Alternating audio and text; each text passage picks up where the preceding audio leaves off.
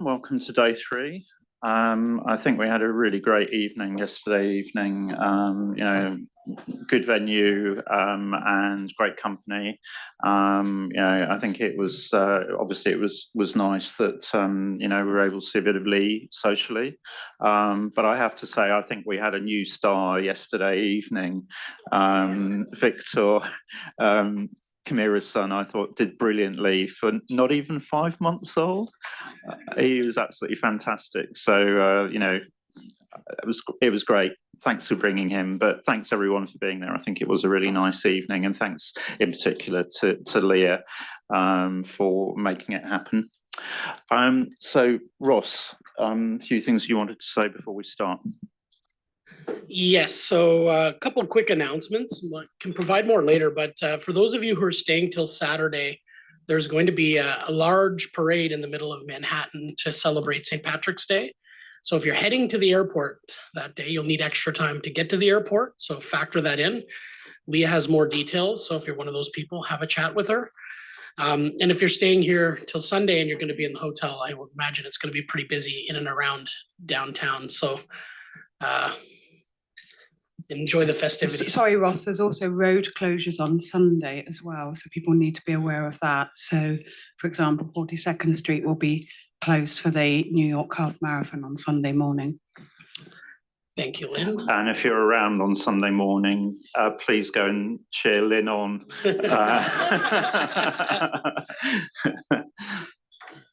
Thanks, Lynn. Turning to some other staff news that I wanted to share, some positive news before we start today's session is Celine's recently been promoted to principal based on all her great work over the last year and a half on sustainability. So everyone would like to give her a warm welcome. And let's just remember as we move into today's difficult discussions that we've just promoted her, and let's treat her nicely. Thank you. Okay, congratulations, Celine. So I think without further ado,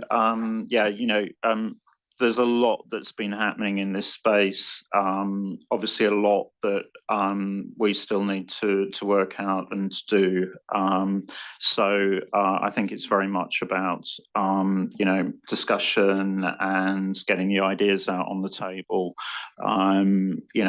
To help then with the really getting a good draft of the exposure draft for the board to have a look at for the check-in meeting. So, Celine, over to you. All right. Thanks, Ian. So if we go to the next slide, we have a very full agenda, a very full day ahead of us. And a lot has happened. So I think the approach to today is I will hopefully sort of take you through the thinking and what's happened to get us to this point, because there's been a lot of discussion, iterations through the last couple months that it's really difficult to summarize in a few pages. So we'll walk through each of these things and sort of hopefully give some background and set the thinking behind it. And on the next slide, I just want to take a quick look at where we are. In December, we talked again, just a reminder on the objective and scope and conceptual foundations. And then we had breakout sessions on what we were talking about or what we're bringing as proposals this quarter on governance, strategy, impact, and risk management. So, it was a great start. And each quarter, I think we're kind of looking back, looking at something new and looking forward. So this quarter today, really, we have some reflections looking back at the things that we discussed, and some coming out of the feedback and discussions in December. We're looking back a little bit at refining and reflecting our objective and scope, and then bringing new proposals on the governance, strategy, impact, and risk management that was based on the breakout discussions. And then we'll have breakout discussions again at the end to look forward to Q2 metrics and transitional provisions. So we're really kind of looking across, and hopefully it will help develop our standard. I think it's a great chance that we're refining and we're developing as we see the more fulsome picture of the full standard. So a lot has happened though in the last couple months. If we go to the next slide, we've had lots of discussions with various groups. You can advance through if there's animation. Sorry about that. So we talked about December, the meeting, what we talked about there, the breakout sessions we had, and then we had meetings with the SRG and the topic working group. So those were really focused on what came out of the breakout sessions in December. We gave, I think many of you were at the SRG meeting, but for those who weren't there, we gave them a recap of the decisions and discussions that we had, and then brought some initial thinking and proposals on the policy piece, governance, strategy, and risk management, which were the 4 breakout groups. So our approach is really taking the feedback that we heard in those breakout sessions to create these new proposals, and we shared those with the SRG. We did some initial drafting, which we shared with the topic working group as well, and got some great feedback. And then we had this climate-related metrics workshop in February. That was with the IPSASB, GRI, and UNDP. And we had some bilateral calls with each where we kind of shared our initial thinking, some of these initial proposals, helped, bouncing off of other standard setters, helped us to think about it further as well. And then we had a metrics workshop where we all sat together here in New York, and we shared with them this initial thinking on theory of change and our overall aim, which helps direct the thinking of our metrics. And then UNDP shared a presentation, an overview of the reporting mechanisms under the Paris Agreement. And then we had some discussion on public sector climate-related metrics, which I'll get to in more detail later when we get to Agenda 10.2.7 on preceding the metrics breakout sessions. I'll share a bit more about the initial thinking then. And so all of that really culminates into the thinking that we are presenting in these proposals today. That said, we will bring drafting to reflect these because we had early drafting. It's been through iterations, but we will bring it to reflect the decisions we make today because we felt that there would be some potentially pervasive changes to the drafting. So with that, I think it takes us to 10.2.2. I don't know if Ian want to jump in here or just before we get into theory of change. I just wanted to, pause at this point and sort of, allow for any questions on the journey so far. As you say, we'll get into the, what's come through as a result of that. But I just wanted to allow just a space for reflection on that journey today.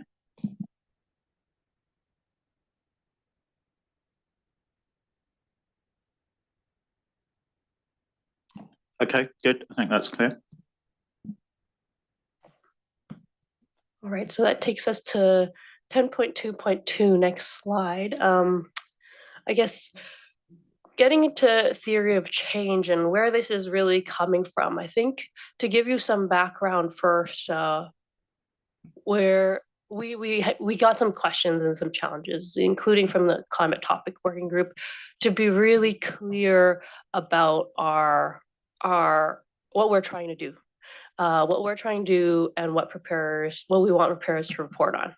I think coming out of December, what we heard was that, there are many jurisdictions have already their national plans, national adaptation and transition plans. They've declared climate emergency. So we need to bring that in and make sure that's clearly part of what we're trying to do to support that work.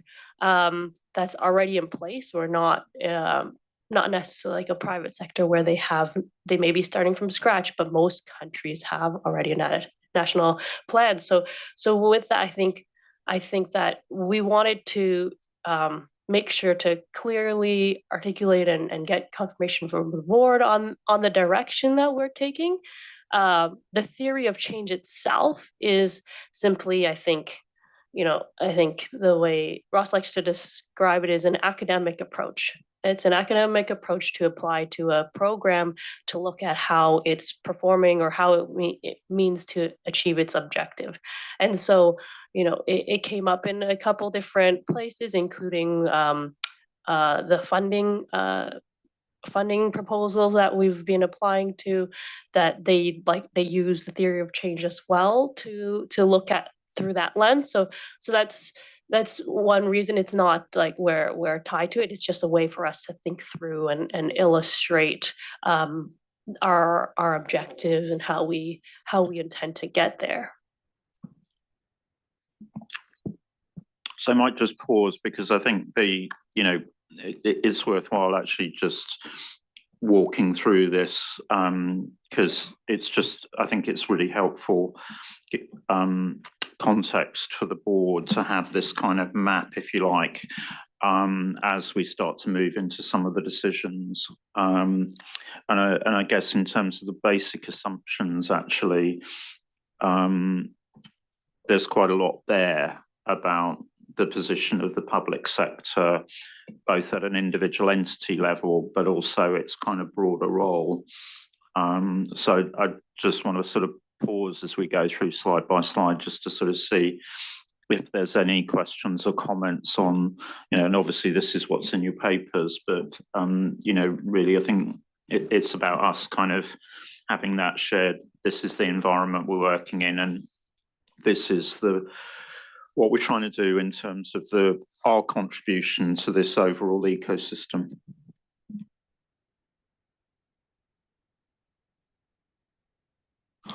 Yeah, I think you were marginally ahead there, Angela. Thank you, Chair. And I do appreciate being stepped through, as I was probably one of the members that hasn't been involved in any of the forums. But I just want to firstly reflect the most amazing work that you've been doing, Celine, and the board members and the TAs and other constituents who have been doing a lot of work in the last quarter. So I appreciate all of that. And but on the theory of change, you said it's an academic framework, and one of the things that sort of struck me is, did the IPSASB have a theory of change to produce their standards? And I immediately thought, do we really need a theory of change? And I think, given it's an academic framework, and I am familiar with its broad sort of framework understanding, but I'm not an expert. And it would suggest to me that if we were genuinely doing a fulsome theory of change, there'd be a lot more than in this paper. So I think, is it fair to say we're really just referencing theory of change as a broad idea reference rather than actually executing a sort of a more detailed, kind of quite thorough theory of change? And so I sort of got a bit distracted with theory of change when I was reading the paper, and I wondered how much, other than knowing what you're trying to achieve is a good idea. And I guess, I think one of the RPG probably has the idea of the public sector inputs, outputs, outcomes, impacts. And so I was just wondering where we're kind of going with this theory of change reference. While it's of interest, I wondered how important it is actually going to be to the work and the draft that we do.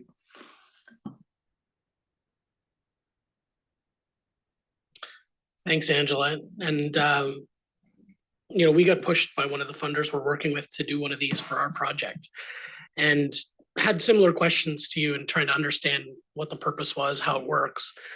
And our understanding is it's about setting up front what your objective is and then how you're going to measure in your achievement of that objective. From my perspective, it's about how we think about the work we're doing rather than what goes in the standard, although we might want to put some thinking in BCs around this, because it does speak more to the broader outcomes you're trying to drive by developing a standard. So it's, again, when we were talking to funders about developing a standard, they're not so interested in the standard itself, but what it's going to help do, the actions it will facilitate on the ground with countries when it's implemented, and the change you're trying to drive through the project. So when we were challenged in the topic working group about what the objective was of our standard, how we could clarify the front end of the objective, how we were thinking about things, we went back to some of the funding documents we've been working on with one of our funders that we're still trying to finalize. And we had some good thinking in there about the broader aspects of the project that we thought might help the thinking around the board. So that's kind of why we've, brought this thinking in. But in terms of the standard itself, other than tweaks to the objective, I don't think it's going to be pervasive throughout the standard. And to your point, we've also bounced back and forth about whether we can draw upon RPG3, which you mentioned, that does look at a similar framework for thinking about your inputs, linking that to your outputs, your outcomes, and the indicators for a project. So I don't think there's any inconsistency there. It's just a more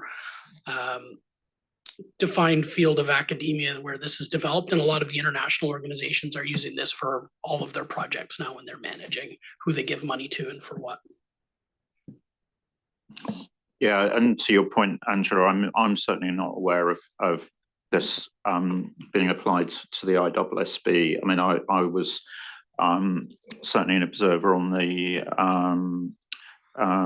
technical readiness working group, and I think people basically got stuck in there. But it just seemed like a good time just to kind of ground us a bit in, yes, we're trying to deliver draft guidance, but what's the environment that's going to sit in? So it's nothing more than that. Andrew. Thanks. So that's been really helpful for me as well, because I also really struggled with this theory of change and how it relates specifically to our work. I guess I ended up sort of thinking, well, there's a theory of change that constituents might go through in meeting, climate targets, etc. And if we understood that process, we could set a standard to help them on that journey, for example, and that could feed into an objective. But what you've explained this morning helps. Just on that, and I think linking to the last point on the slide there in terms of supporting delivery of the latest international agreements, I think for me, the key aspect there is to support delivery of that and provide, constituents with tools within the standard that they can use for them to communicate how they are going about delivery of these. And I guess we'll get there later when we get to the objective, but I think we've got to be careful not to necessarily direct it too much into these international agreements to almost prescribe that, this standard may only apply if you have signed up to this agreement is sort of the concern that I had coming through with that. Thanks. Thanks, Andrew. I think it was Claudia next.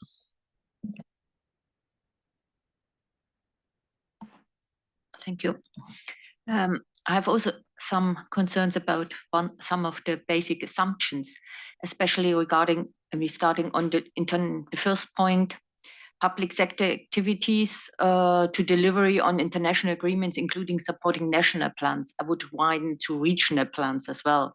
As Andrew already said, some of the countries didn't have signed already the international agreements, and sometimes they have different national or regional plans depending on, like in the US, I think some states are a little bit farther in the thinking than on the national level. And then I have another comment to meet investors' needs to be so consistent with private sector guidance. I would use consistent. I think we use normally alignment, because then we have always the chance, if there's some public sector specific difference, then we can divide from them. And then I'm not really sure what we mean consistent with private sector guidance in using the materiality issue. I think last meeting we have agreed on that we are widened a little bit, and maybe that's not with the IFRS or ISB way. is comparable. So I'm not sure what it means in this context.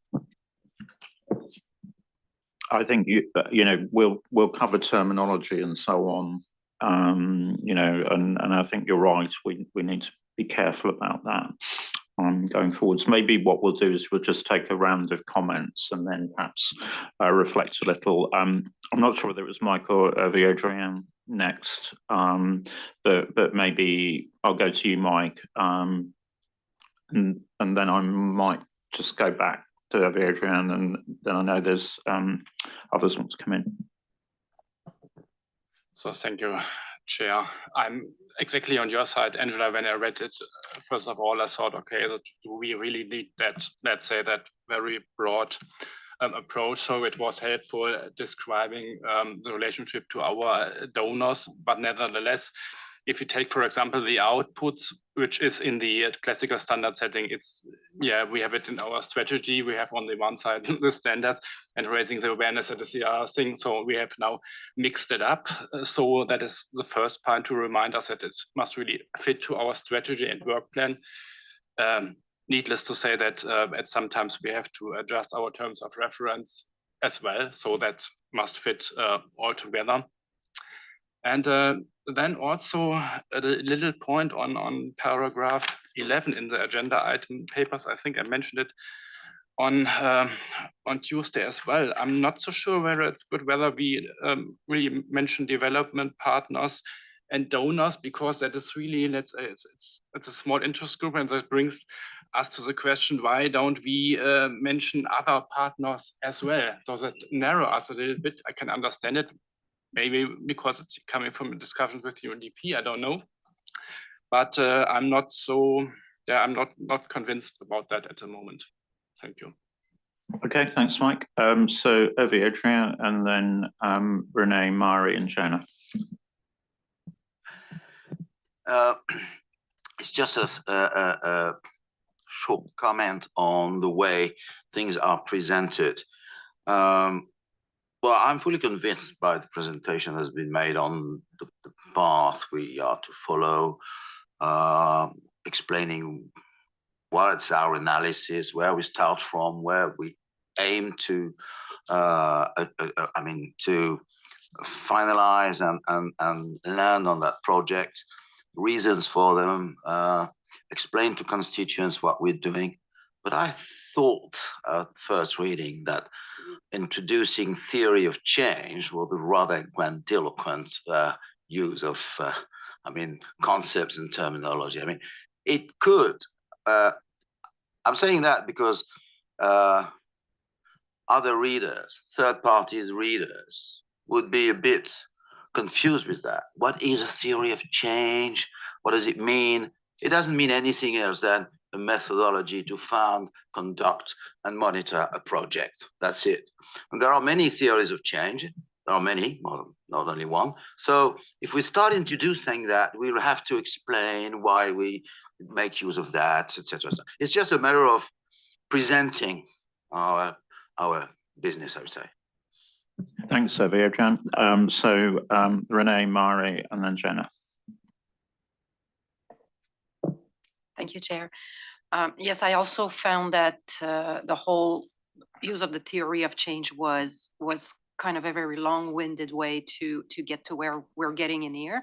I understand, though, why you went there. Actually, now I understand better that Ross explained that you were actually asked to do that. And I think that I see this as being part of our internal dialogue, right? And it's okay that we've given ourselves a structure to have that dialogue and to validate that we're really in a good place and we have a solid objective that we can achieve.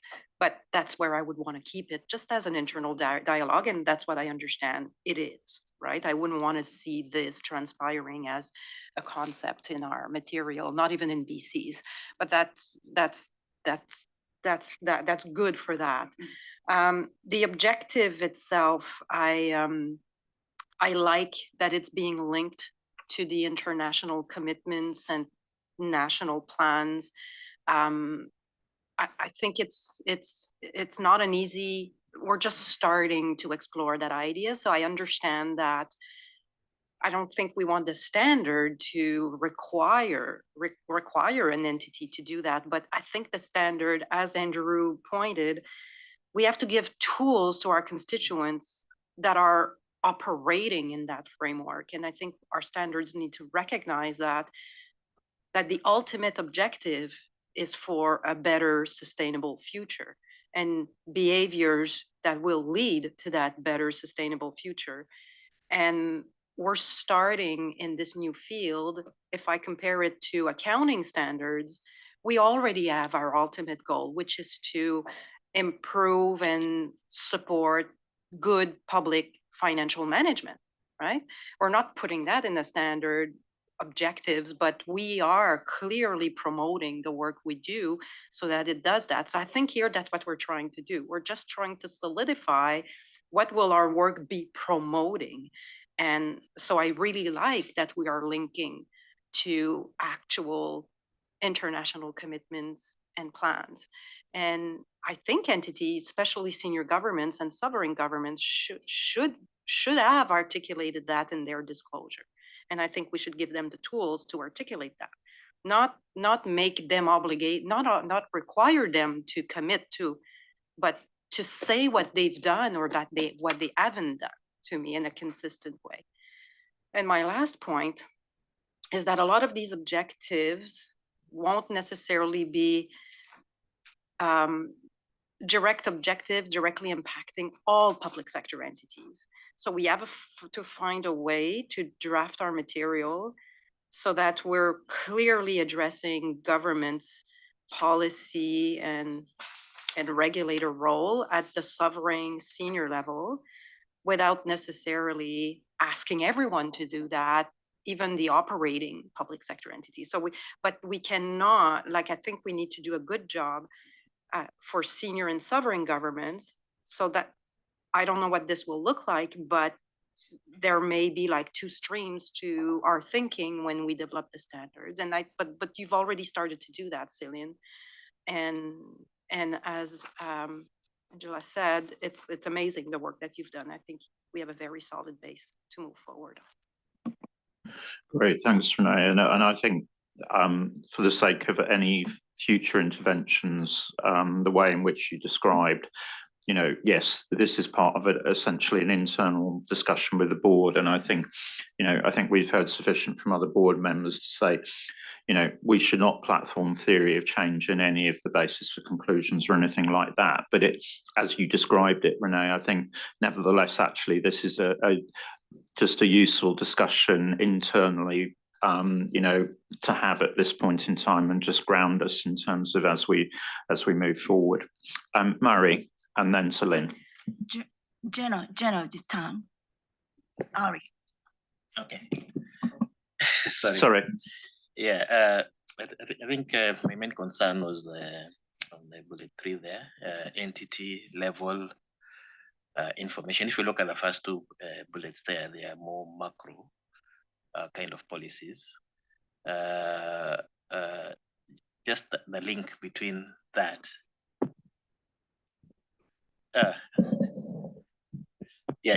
Just the link between the entity level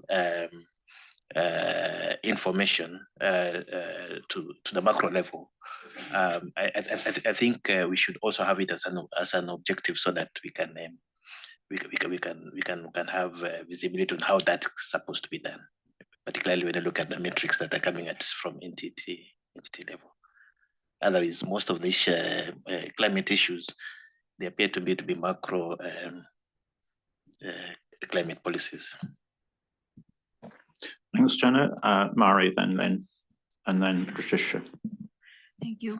My point is about the second point of this slide. And so the public sector has policy setting role to influence other sectors. And so my focus is the interoperability between the private sector and public sector. It is a key point to prepare the sustainability reporting. And so because the public sector has so many policy setting and the program and policy, program projects, and so it influences other sectors. And so interoperability, the importance is in the interrelationship between the public sector's role and the private sector constituent. And so the multi-focus perspective should be necessary to maybe the cross, within the public sector, there is a various tiers and phase. And so the governance is the, how to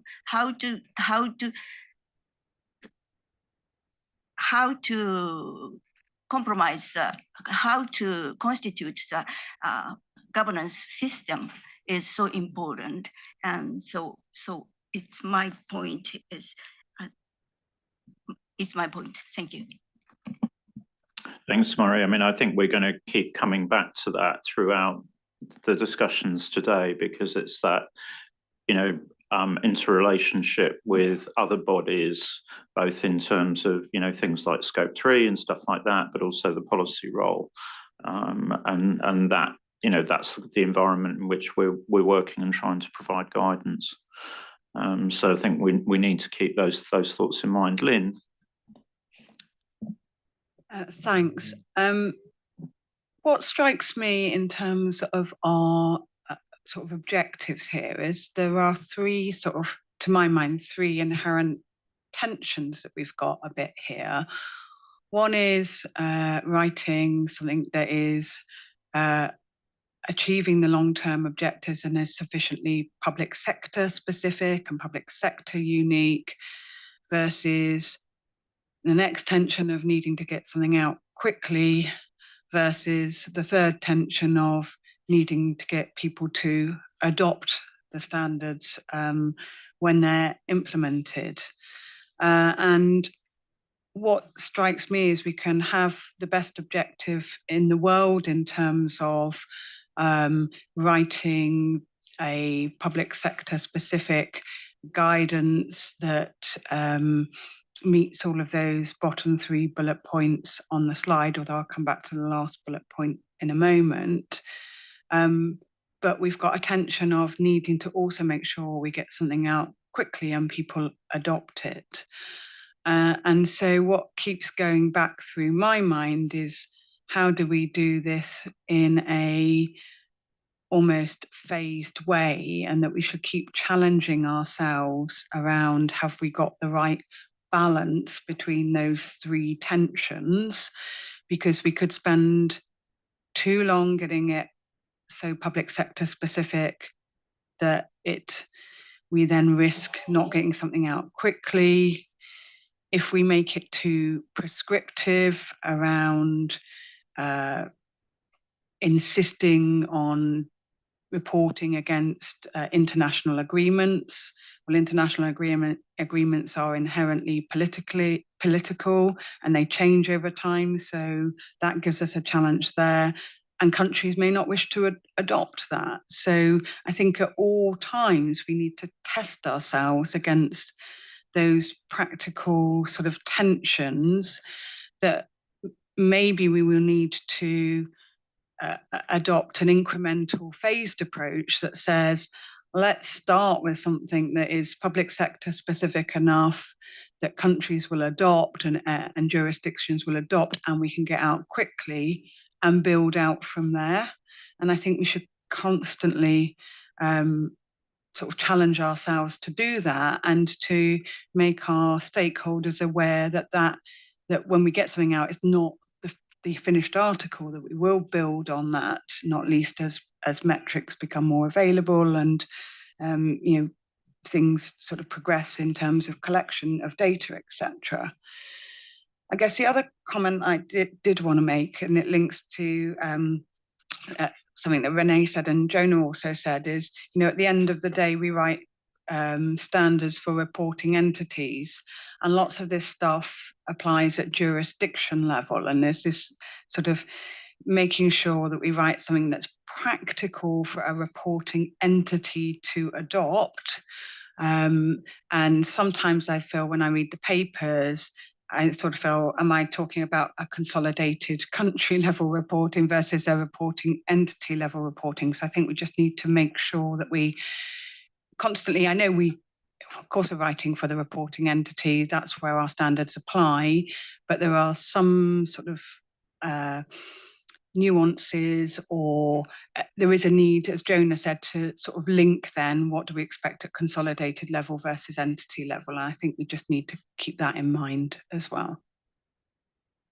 Thanks, then. I think those are very helpful reflections in terms of the tensions. And obviously we, as you say, will keep coming back to those. And I think we, as well, we will need to articulate where we've landed as well. Patricia, and then Liang.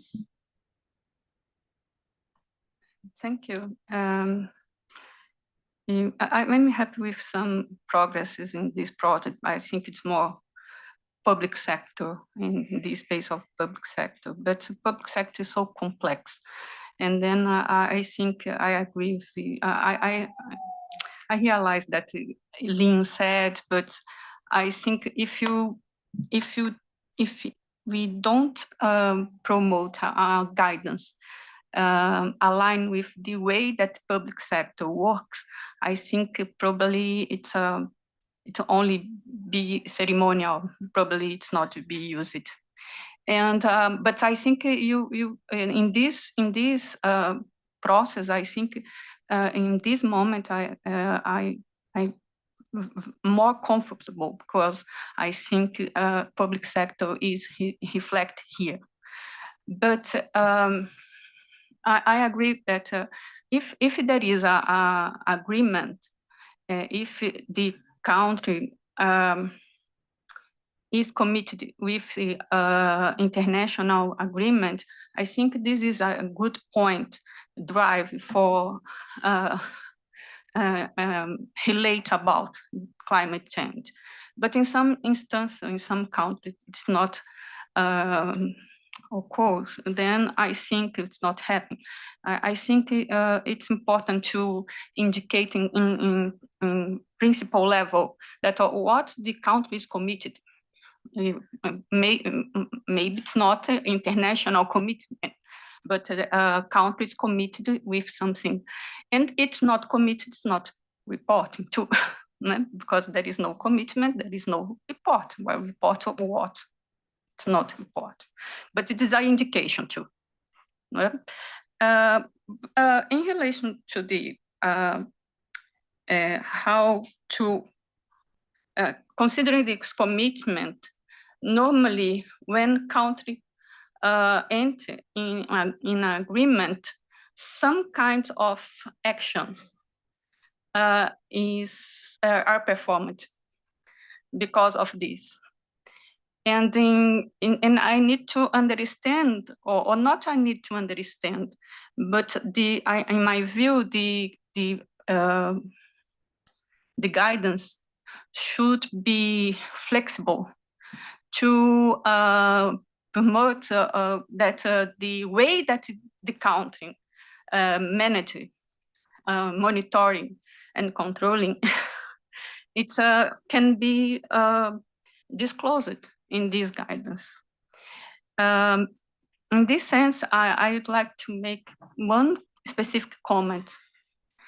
How the attributions in terms of make policies and implementation policies is so different in the countries.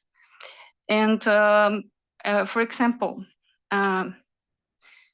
I participate in a project comparison between Brazil and Germany in tax, green tax. It's very different the way, in the mechanisms, because the constitutions are very different. But the guidance it can indicate how in this case, because it's not only in the national level. It's some green tax is in the municipalities and state levels, because municipalities in the states have autonomy. Then how to capture the policy and making policy and the implementation policy, because only to have the policy is not good too. I need to implement the policy.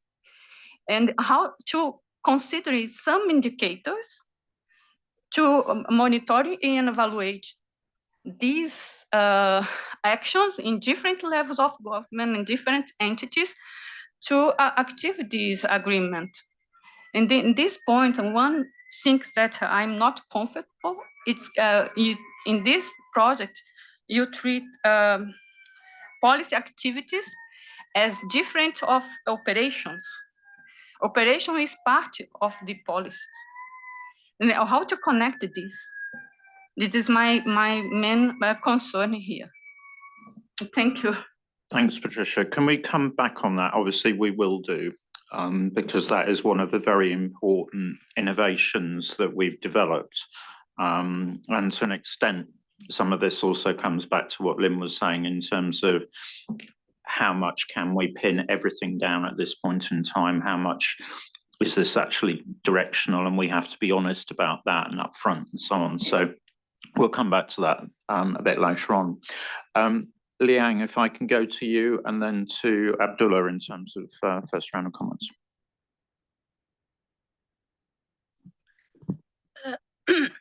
Thanks, Chair.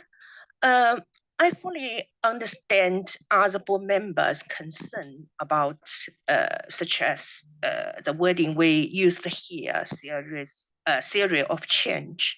Actually, in my mind, in my point of view, I would say this is not a change, but maybe improvement or enhancement when we on the way in the process when we draft the ED or when we develop our standard.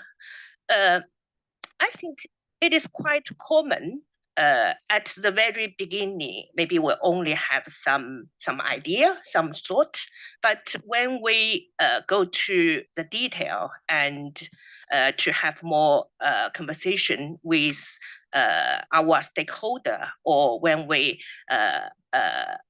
deep dive in the more details, then our idea, our thought will be more clear.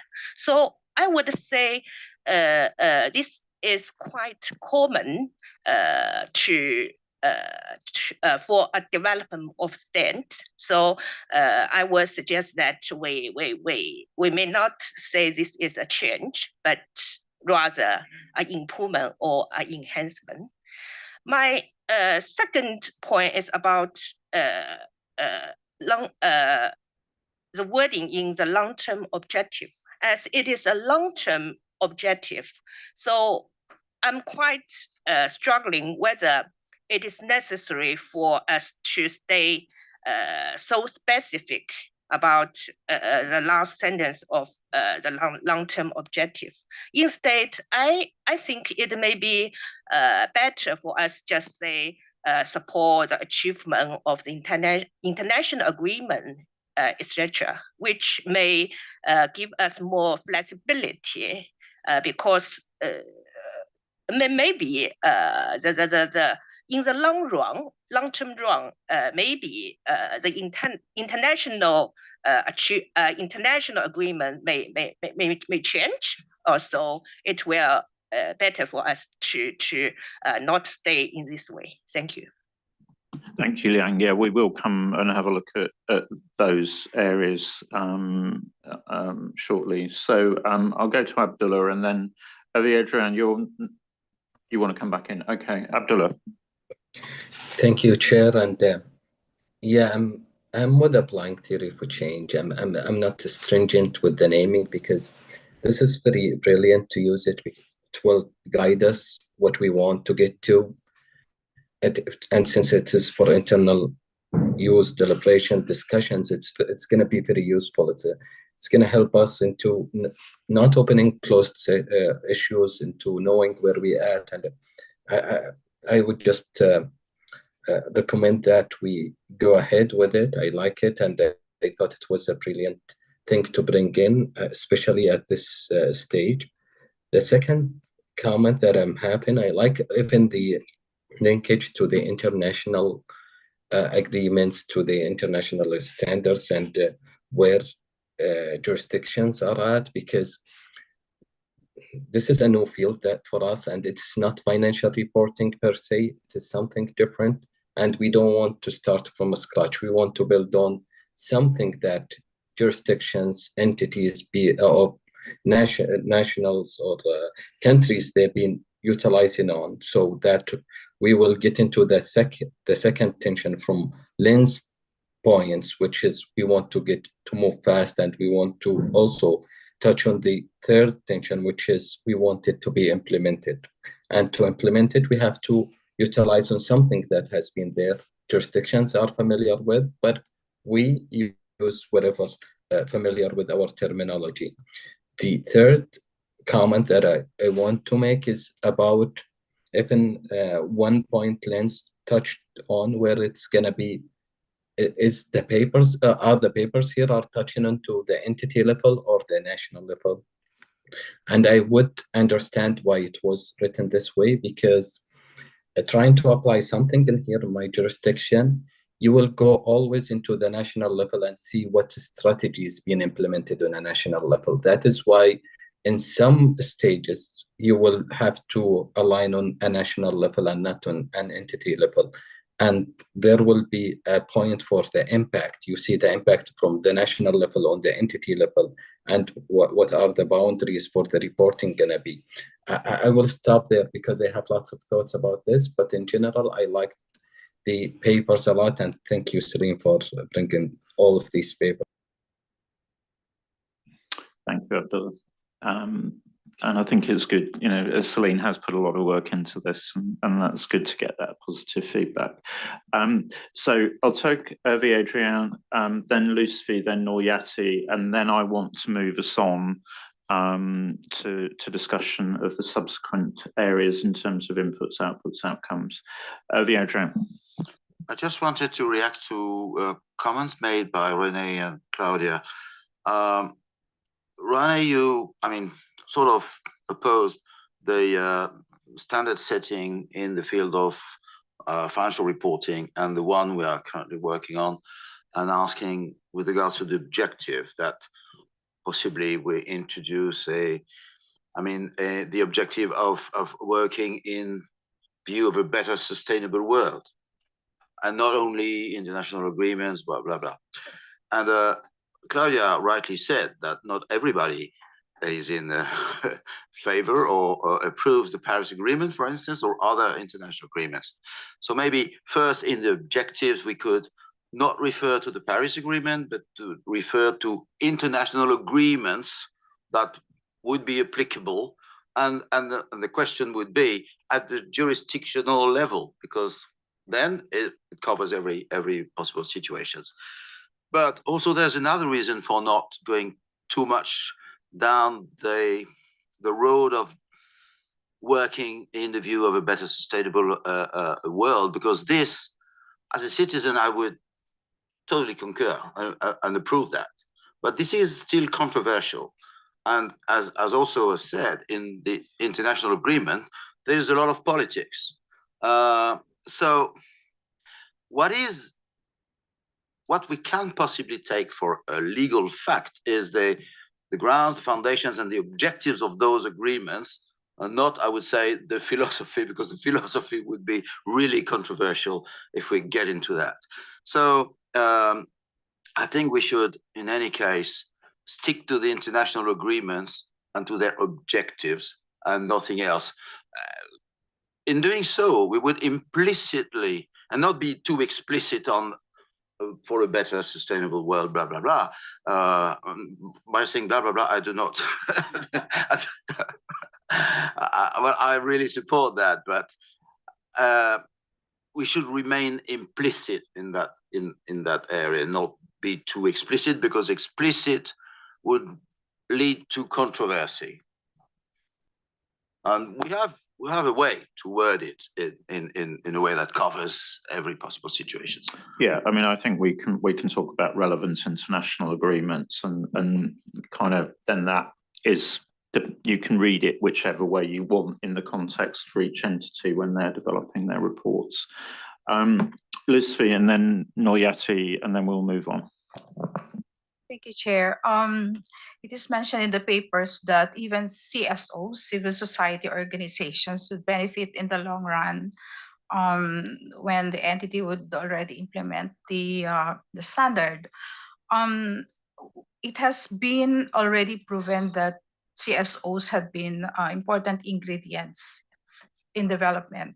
So I think it would also be it might also be beneficial for us to be able to engage the involvement of CSOs even at the stage of development, because they can, when we say CSOs, it's a varied organizations. They can be schools or universities, advocacy groups, and even church and cultural organizations are composed CSOs. So I think we can also take advantage of their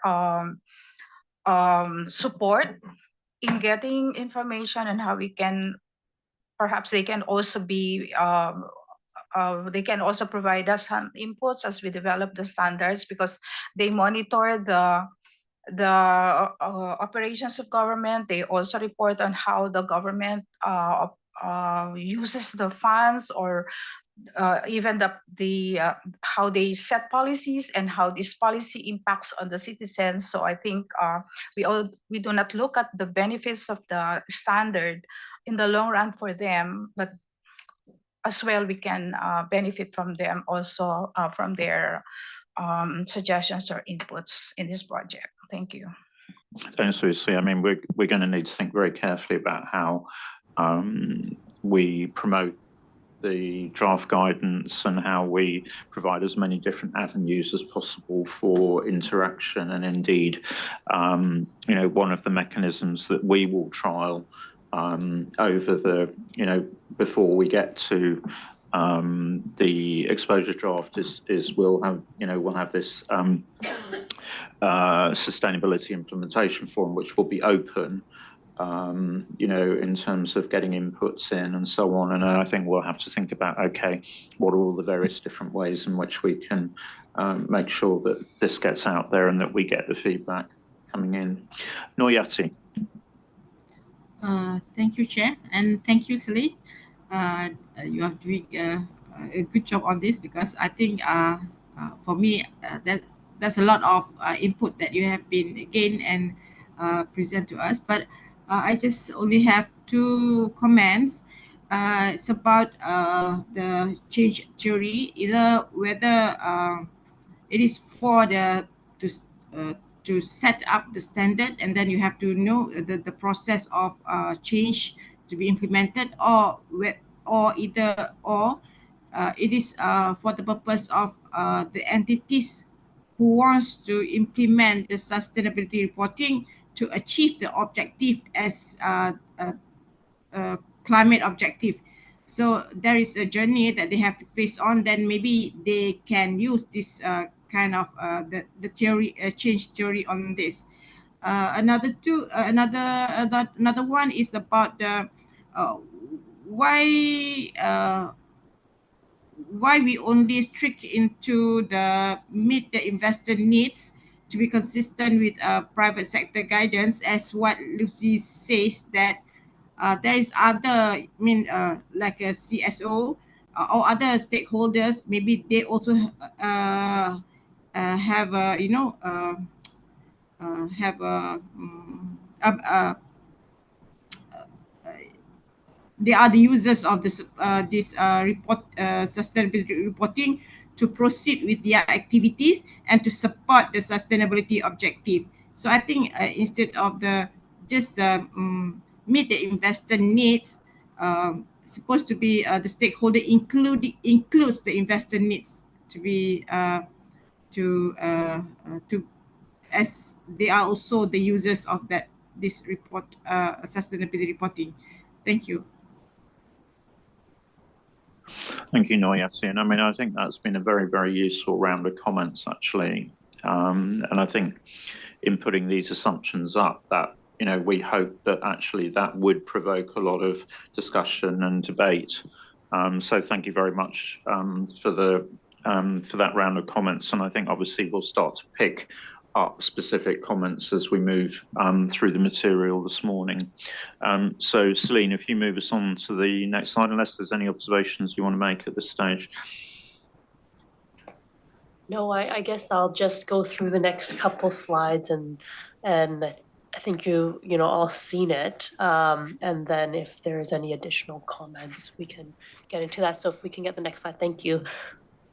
Back one is just that illustration for our discussion, and that's the activities and inputs, which I think is really what the process that we agreed on back in September. Building off of our CP, stakeholder input through the process, building off international guidance, using expert groups and education sessions, and then also support from international and regional organizations. That's really thinking about our funding on that point.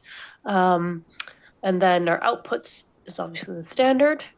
And then we've sort of talked about we know that this will be an ongoing, what we produce is not going to be final. And what we will have, I expect, is a lot of supplemental guidance, illustrative guidance, specific like issues that will come out of this. And you'll see that, the IPSASB, SRS, they have a similar, you're seeing a lot of additional guidance, and I expect we'll have that as well. Things that are addressing a lot of those very specific questions. We'll have a very principled standard, and then all of the very specific questions. And as things evolve and responding to stakeholders, we'll have a lot of additional supplemental guidance down the road.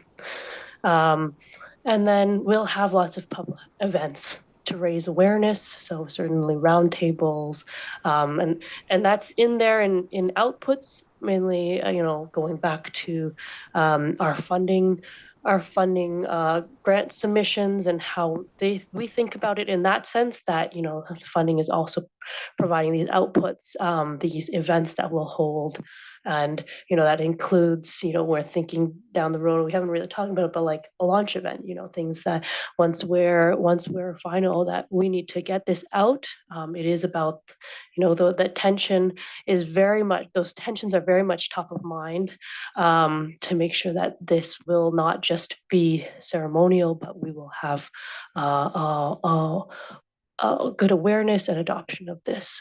So short-term outcomes, it will take time, certainly for the public sector to fully report, but in that short term, we'd be looking and hoping that there's increased prevalence of disclosures on climate and greater transparency over those policy activities, especially, and the ongoing delivery of the commitments at jurisdictional levels. So long-term outcomes, that's where we get into ultimately driving and influencing behaviors, accountability, and decision-making to contribute, again, to international climate commitments. So I think in terms of, obviously, we've had a lot of comments which actually will need to, as we update this material and think what we do with it, will need to reflect the comments that members have already made this morning. I just want to pause and see if there's any additional comments anybody wants to make at this stage. As I say, we've got all of the comments have been made thus far, and we'll make sure that this is updated accordingly.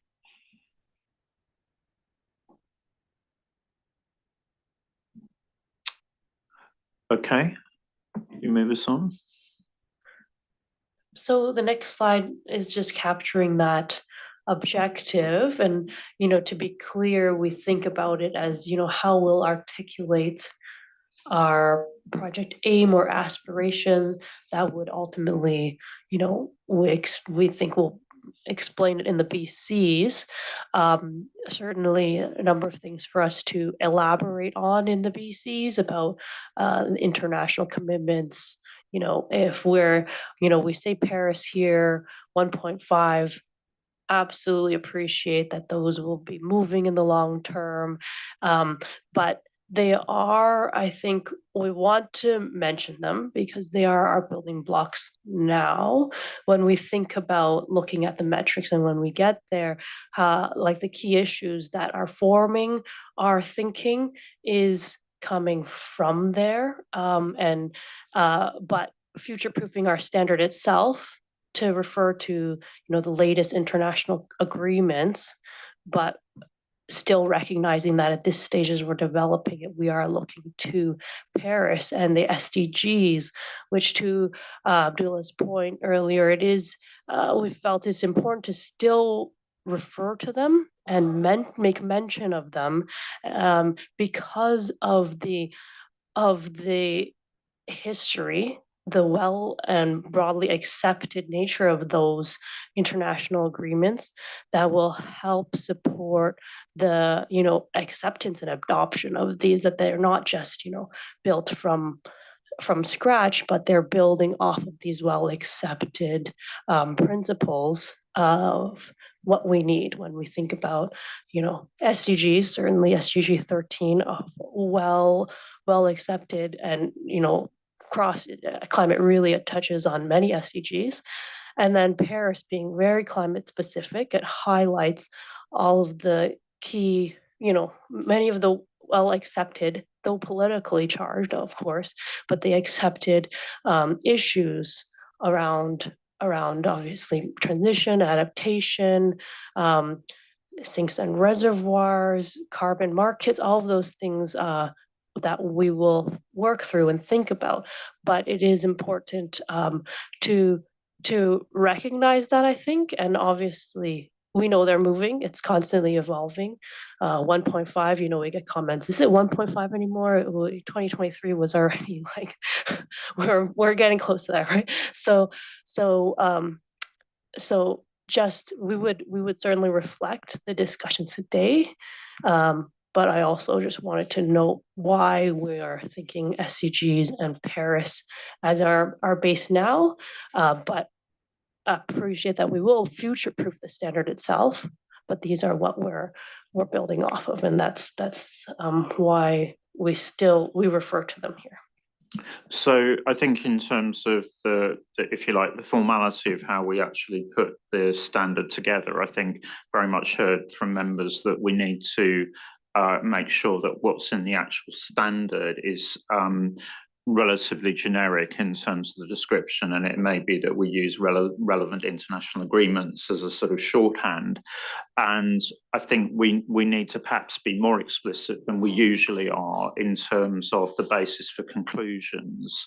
And interestingly, we actually sort of hit this when we were going through updating the conceptual framework, because actually what we needed to do was try and differentiate between the decisions that the board made at a point in time when it was developing the conceptual framework and the thinking that went into the update. And so I think when we think about how we word the basis for conclusions, we need to be clear that the basis for conclusions is at a point in time in terms of the development of the standard.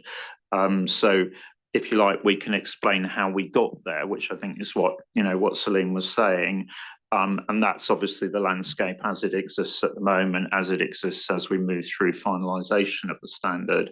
But the language in the actual guidance then needs to be evergreen or whatever through the use of that terminology. So I think we'll make sure we use that convention so that BCs is essentially time, is at a point in time, but the guidance is evergreen going forwards. I think that's how we manage the tension, because it is a tension. Andrew. So I agree with that, and comfortable that in the body of the standard it will be more generic and evergreen. So very comfortable with that. I think just in the BCs, I would still hesitate with the BC as currently drafted. I think the objective should still be relevant international agreements. And then Ian, take your point that at the moment, it could be looking at SDGs, Paris, etc. And that rather than saying, well, in developing, the board did look at relevant international agreements, for example, Paris and SDG, something like that, so that it's not prescriptive that this is the only thing, but that these were inputs into the process rather. Yeah, thanks, Andrew. I think that's helpful thinking in terms of how we formulate it. Lynn, then Angela. Oh, sorry, Mari, I'm not sure whether you were first. I was just going to make a small point, and it's come up a few times in the discussions and comments this morning about whether or not, so the difference between standard and guidance. So was the point I wanted to make. So if we're writing a standard, then there's elements of that are, if you follow the standard, that's setting out a minimum requirement. It's not a guidance thing. There might be guidance within the standard as to how you implement the minimum requirement, but we are writing standards, not guidance. And sometimes this morning we loosely refer to guidance. I think we need to be really clear in our drafting. Yes, our objectives are around promoting consistency, but that's promoting people using the standard and applying the minimum requirements in the standard. It's not a nice to have opt-in or out guidance bit. If you're following the standard, you comply with the standard. So we just need to be careful of our terminology. Yeah, thanks, Lynn. I think these are useful comments in terms of trying to ground the drafting that comes back. So I think it is Mari next, and then Angela. Thank you. To increase public awareness and promote consistency of climate-related disclosures, from my point of view, it is important to have a cross-referential perspective among the reporting entities, and so in the relationship between so many various entities, it should be pay much attention to the different entities relationship, and among the relationship between the entities, and so the cross organizational perspective and cross agency, cross entity wide perspective should be necessary. Thank you. Thanks, Mari. Angela. Thank you, Chair. Reflecting on the conversation, which I found very helpful, there are a number of comments, and I was particularly Patricia and Renee and Lynn's tension has really highlighted to me. And also, I think this government reporting entity is a really important, it's a really important principle to constantly ground ourselves in. And so therefore, I don't want to get into drafting, but I feel those words now don't really reflect some of the specific things we hit.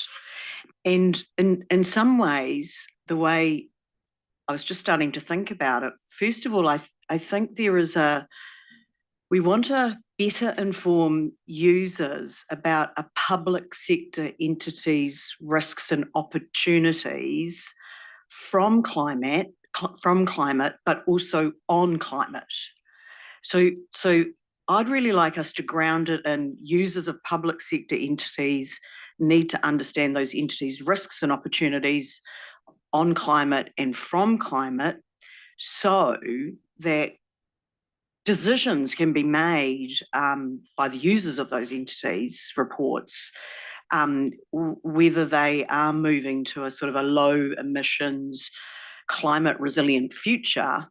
And then I would sort of tag on, because that gives us the principle, and we can focus on reporting entity, we can focus on user needs of those reporting entities, and and then tag on, which also achieves the sort of broader relevant international commitments, goals, how we tag that on.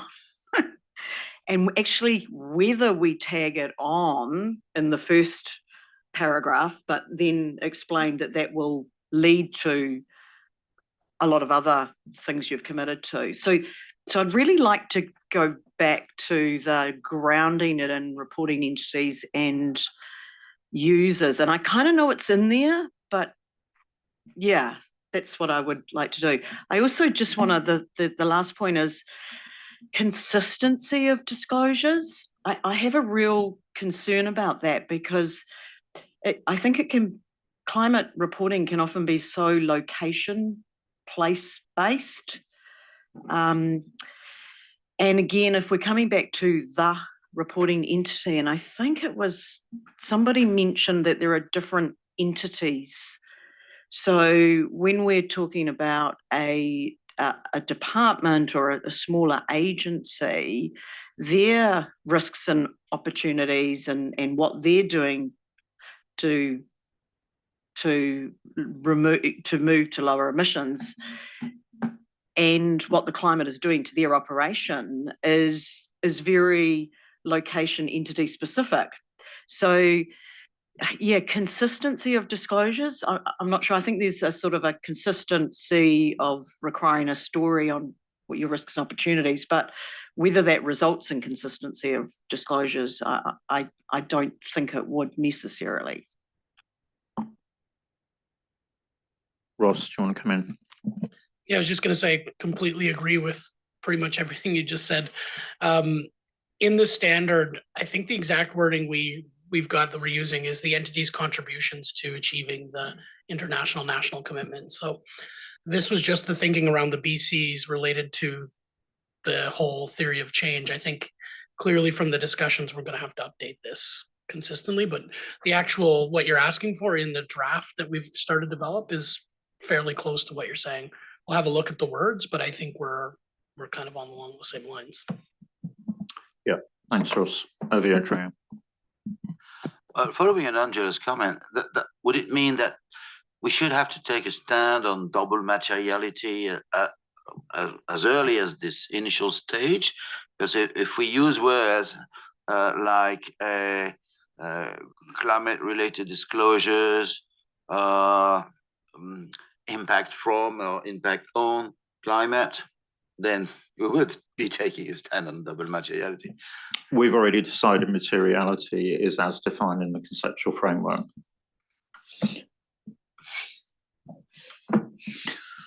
So I think, you know, we're wording it the way that makes sense for the public sector, and that's the approach we're taking. And I think, frankly, you know, actually, I think everybody's moving away from this sort of single, double, triple materiality debate. I think, you know, that's just a personal observation. So I think, you know, I think the board has already decided, we've already made that decision, materiality is as in the conceptual framework, and we go with that.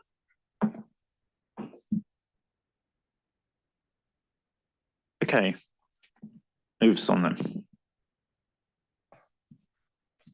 Okay, so other than the BCs, where we think there will be follow-on impacts is, you know, through the standard, how we think about that, or in the application guidance. On the next slide, you'll recall this this illustration or these steps from December, and so, you know, I think where we think this will fit and follow on is also, you know, we had that step one, understand the entity's context, and we felt that it was important in December to have that explicitly in our application guidance because of the complexity and the unique situations of the public sector. And so as part of that, I think we layer on in the next slide, we would bring that into your climate context. Think about, advance one more, and think about your relevant international agreements, national targets and plans, or jurisdictional level, regional, subnational, national targets and plans.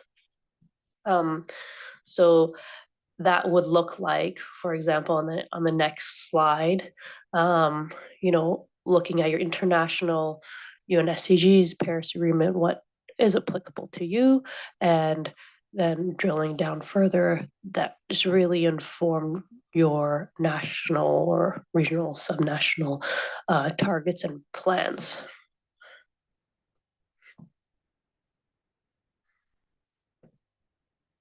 So then the next slide really just recapturing again, this is coming from the discussions that we had in December, hearing those key objectives really being to support delivery on national plans and international commitments.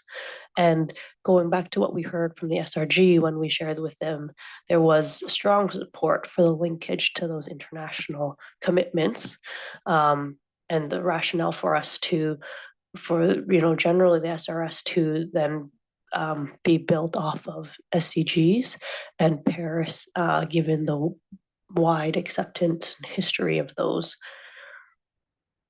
So yeah, I think I'll pass it. So I think, if you like, those recommendations clearly change as a result of the discussions that we've had. I think, if I go bottom up, clearly we've had the discussion in terms of, we've discussed, and we'll, the drafting that appears in the BCs will be time bound. It won't refer to theory of change. We'll refer to the discussion that we've had today in thinking about the context, for the guidance. I think there's a number of comments that have been made there about making sure that the drafting actually reflects the fact that you've got different levels of government, and therefore the perspectives will look different, depending on the extent as well to which you're actually, maybe at a senior level of government, actually really thinking directly about, and even in different, say, government departments, about how explicitly are you reflecting Paris and all that kind of thing. So there's a number of subtleties in the drafting that we're going to need to pick up there, reflecting the fact that this is ultimately entity-specific guidance, and entities have different perspectives depending on where they are. And that's probably even more overt in this case than it is just generically when we're drafting guidance. So those recommendations, obviously, will, the way that which they work through will reflect the discussions that we've had to date. Are there any further reflections on that in terms of the recommendations? Yeah, Lynn. So perhaps if we could just go to the previous slide. So yeah, the bit that is missing for me, that doesn't get me to an entity's objectives and targets, and I think that's the piece. You need something below that, and so just in terms of that, to my mind, doesn't give me the entire entity context. There's a layer missing there. Yeah, thanks, Lynn. I think that's understood.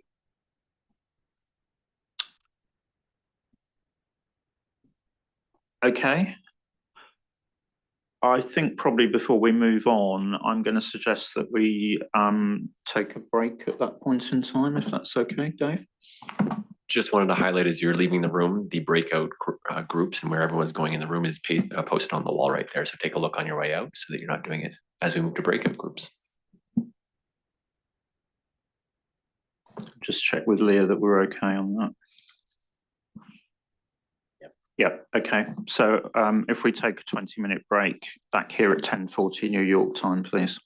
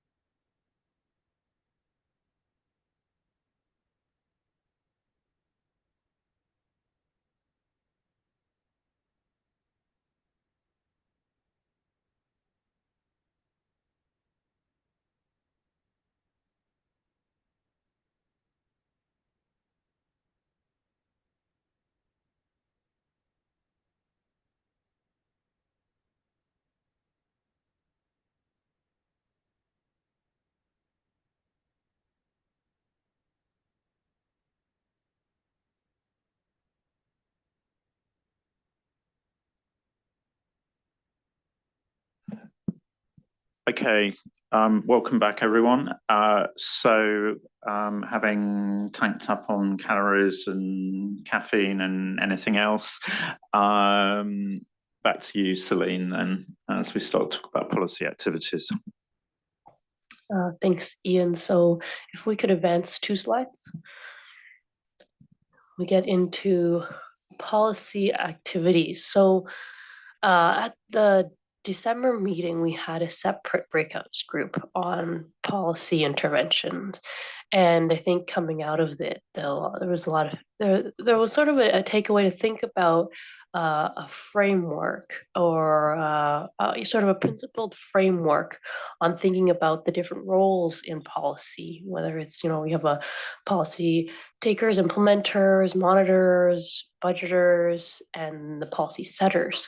And so when we reflect on it, and those at the who attended the SRG, we've even made some further revisions since then on how we're thinking about it. But at a very simple, principled level, if we think about all of the sectors of the economy, illustrated here, we have general government, public corporations, private corporations, households, not-for-profits. They all have their own operations. They have their own activities that have or give rise to risks and opportunities from and on climate. And so if you don't mind advancing through this slide, those give rise to their own, they're all related to their own operations. And then when we think about what we just talked about at the international level or national level, from a sustainable development and climate standpoint, there are these overarching goals or commitments that feed into I didn't realize I had animation. And then you can go a couple more that feed into the, say, national government or regional government, and then they set the policy that then influences the other sectors of the economy. And so that's where we came up with the, policy activities. This is where we think that is really the differentiating factor, where you're not just managing your own operations and your own activities, but your policy activities that influence others. And so, for those who attended in the SRG meeting, we had sort of a different terminology that we felt we moved away from because of confusion in the language or terminology, or the overlap when you think about many entities may have their own activities and policy setting activities. You may not just be doing one or the other. There could be overlap in both. So that's where we landed on these own operations versus policy activities. And so when we think about that, how we are translating that now and approaching this in our thinking and drafting would be going back to the building blocks from our CP. So on the next slide, you'll see, we had the building blocks. We had block 1, which was, your financially relevant information. And then block 2, which was your multi-stakeholder focus. And so block 1 sounds like own operations. Block 2 is that multi-stakeholder, looking beyond your own activities and the policy activities that influence others. And that's where we think there would be really this public sector guidance.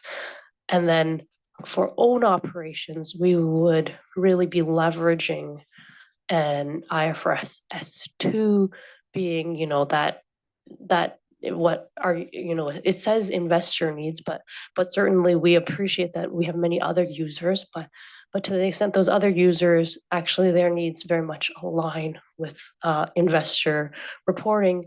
And so I think, you know, if even personally, I want to say I struggled with this a little bit, and it goes back to those tensions that really, really, I think this is a practical way to approach it. We will certainly still consider the public sector adaptations to, and you know, we're aligning again, not just picking up S2, but we're still adapting it for the public sector. But this, I think, we just want to highlight really the very focus of our public sector guidance, and what we want to really emphasize is that the policy activities is where we're really bringing in new public sector specific guidance. And maybe to help illustrate what that looks like on the next slide, if I think about where identifying our risks and climate-related risks and opportunities and impacts, I think about my own operations. So that block 1, the blue, your risks relate back to your own operations. So what are the risks to my entities, you know, long-term fiscal sustainability, service delivery, and so on and so forth. And then what are the opportunities for my entity in mitigation and adaptation?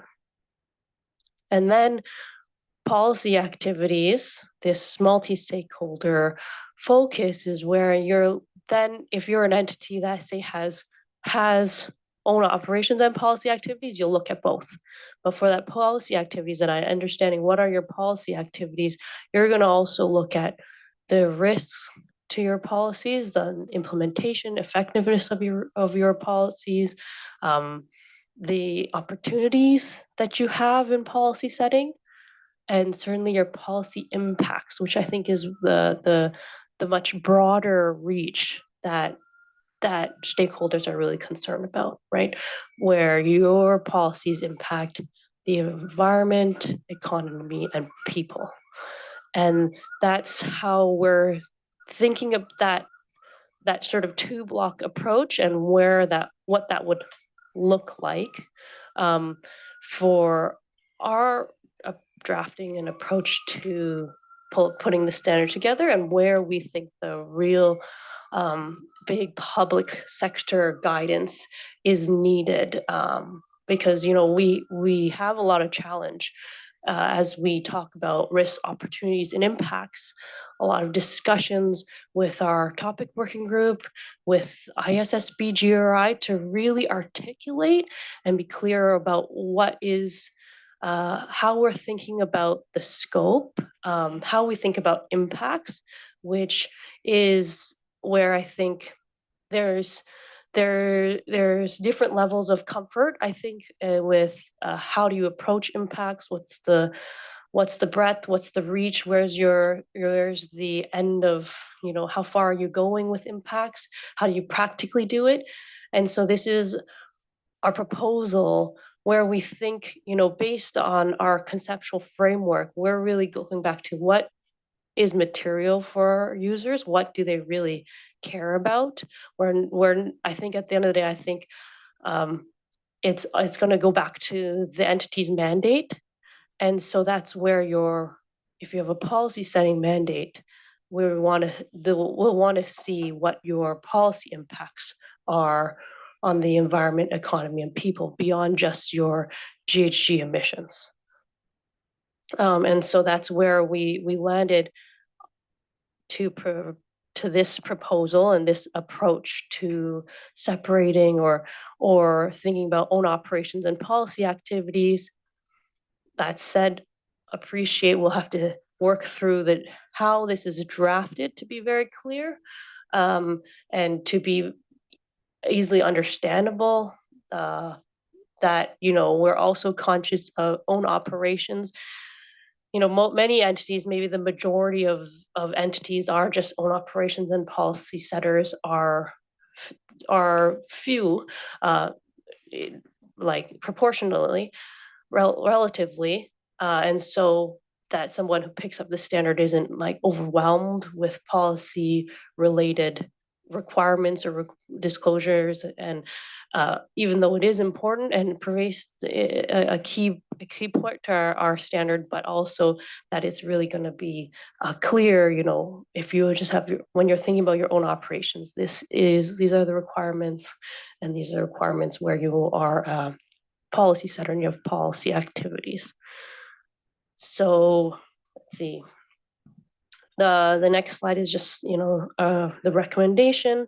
So that is, you know, this is built off of what we heard from the December breakout groups and also from the SRG and topic working groups. I think everyone's supportive that policy and regulatory is a key role. And so it's important to carve this out. And so it's really the recommendation about our approach on aligning with private sector guidance for an entity's own operation, certainly adapted and along with supporting application guidance. And then secondly, requiring disclosure of policy related impacts on the environment, economy, and people. And then there would be certain follow-on implications in the drafting on, you know, having a definition of policy, understanding and context, and so on and so forth. So, yeah. Thanks, Celine. So I think maybe, you know, I mean, this is obviously the point where we need to have a discussion, but perhaps actually it would be helpful if we can go back one slide. And I'll open for discussion at that point. Mike. So thank you so much. First of all, I very much appreciate that two building blocks approach. Nevertheless, I have a comment on the policy activities as it is defined in the agenda item papers, and is defined that climate-related impacts, they are the effects of a result of climate change policies.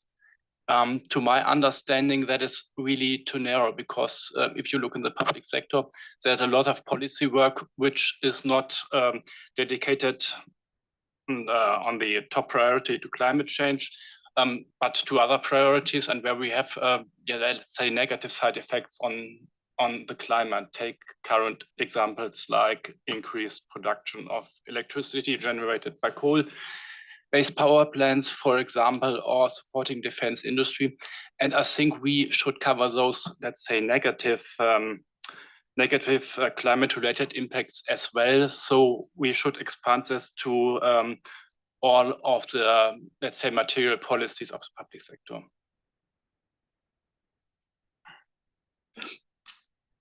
I think there's going to be some, you know, we're going to have to look at this pragmatically, because, you know, then that comes back into what's own operations versus policy activities of another department.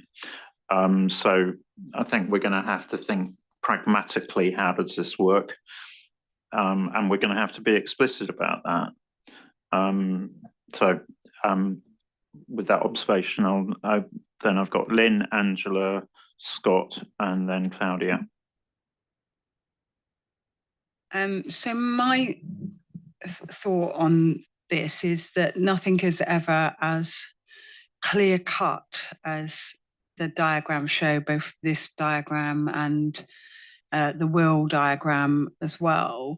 And we just need to be really careful that we are not creating some sort of delineation that is a bit confusing for somebody coming new to it to read. So when I see just the wording policy activities, well, every organization has policy activities relating, I agree, to their own operations, but to think that an entity doesn't have policy that it sets for itself in its own operations. So immediately I could be confused when I see the word policy activities. What you describe in policy activities are policies that are put in place by an entity to incentivize or place obligations on others rather than to place obligations on itself. But every entity has policy activities that place obligations on themselves, maybe through their travel policy or their procurement policy. So I think when we finish the drafting, we need a better description or definitions that somebody can come to and immediately see that what we mean by policy activities are policies that incentivize or place obligations on other entities, because I think that's what you mean. But when I just see the title, it's not clear. And they'll come back to then the reporting entity will say, have I got policy activities or not? And then they may be confused on that. So I think we need to be really careful about that. So that was my first observation. My second observation then is actually users of financial reports of governments and public sector entities have been interested for many years in better reporting on policies and large program spend. So I guess my second observation is whatever learning we think that there is here, we should link across to our project on presentation possibly as well. And so we shouldn't, it's not extending the scope of this, but I think we need to ensure that we sort of think about this in terms of other projects that we have ongoing, because those demands from users for reporting of impact and better reporting on big policy areas and big policy spend is a demand. And if we're going to satisfy it in this area, should we think about how we satisfy it elsewhere? Thanks, Lynn. Angela? Thank you, Chair. And my comments are actually very similar to Lynn's. And I probably, in my comments, have a sort of clarification question. Lynn's absolutely right. I realise that sometimes when I'm speaking to people in December, when I was talking about climate policy, other people were talking about an agency's policy. It took me a long time to realise that we were talking across each other. The policy, the word policy and what it means in the context of this project is one of the most challenging things I've been struggling with. So I appreciate hearing from Lynn, because I think I have similar concerns. But I struggle to keep it all in my head. So Celine, if I can use a practical example in my head, I'm very interested in own operations, firstly, because in my head, and it's personal, in my head to get through the material, I have been using a municipality and a department to manage things in my head, because I find trying to think of the whole of government or the state quite hard to remain calm looking at these kind of things, quite frankly. So to calm myself, I appreciate we are writing for government reporting entities, which could be a state or a whole of government, but to keep me calm, I am very much focused on municipality department. And I think the own operations, which I assume will be coming from IPSASB's S2, is actually where I have a lot of challenges. So, for example, if I think of the Department of Transport, who have what we call a policy shop, but they also have responsibility to build and deliver roads. So they will have policies around increasing national highways. They'll have policies around building a road of national significance, a new road, or making another road safer. At the same time, they'll have responsibility in operations to actually build the road. Now, building the road, in terms of climate, they use these sustainable inputs and their staff have to get there. And so I guess I'm kind of creeping into scope 1, 2, and 3. But then the policy shop, their policies around transport will clearly have an impact on potentially putting more users on the road. And if they haven't thought about what type of cars, EVs or otherwise, their policy will have an ultimate impact on the climate.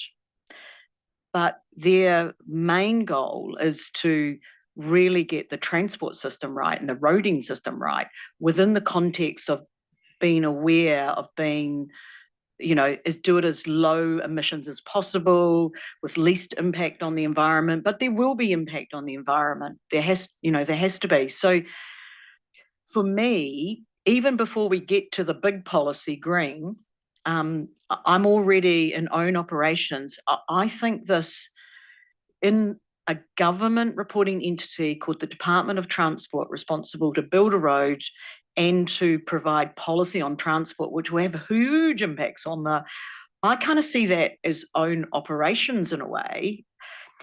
But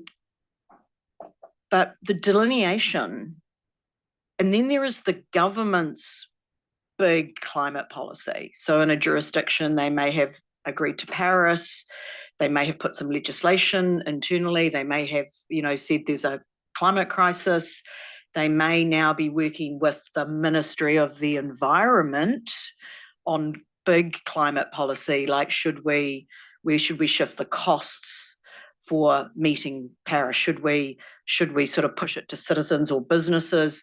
Should we incur it internally? What sort of incentives we should put in place? Should we shut down coals? Should we reimburse farmers to reduce their herd numbers for agricultural emissions? So there's the big climate policy, which in many governments, they're actually still grappling with what is the right mix of climate policy to hit their target. So the green, I kind of see as the big government climate policy. And then within that in the public sector, you've got so many, and you've not only got the big transport policy, but you've got the central government's procurement policy. So I think this is really very useful. This diagram is so useful to draw out the issues for the board. But like Lynn, I am a bit concerned that if we package it up like that, our constituents will go, these people are not living in the real world. We've got to implement this. So I don't have the answer. So I just wanted to check, first of all, how you were thinking about own operations and this reach of policy. Does the Department of Transport actually talk about the climate impacts and count the emissions of all the new cars expected on the road? How far should the department go before it actually switches into the green box? And the other thing, just to pick up on Lynn's point, in our jurisdiction, and I think it's probably similar in others, we absolutely struggle to report against outcomes and impacts in financial areas, value for money, programs. Sometimes a program reporting is based on a political, a topic that the politicians are interested in. It's not consistent, but we actually really struggle with impacts and attribution of actions to impacts and even to outcomes sometimes. So the words we use when we say, oh yeah, we'll talk about impacts and outcomes, it's really challenging now to do in fields that we're familiar with, let alone fields that we're not familiar with. So so I just wanted to test those blue and green boxes a bit more. Yeah, no, thanks, Angela. I think it's really helpful to have some of those examples and to think about it. So if I'm thinking about the transport agency, where we think, say, own operations is, like you said, building roads.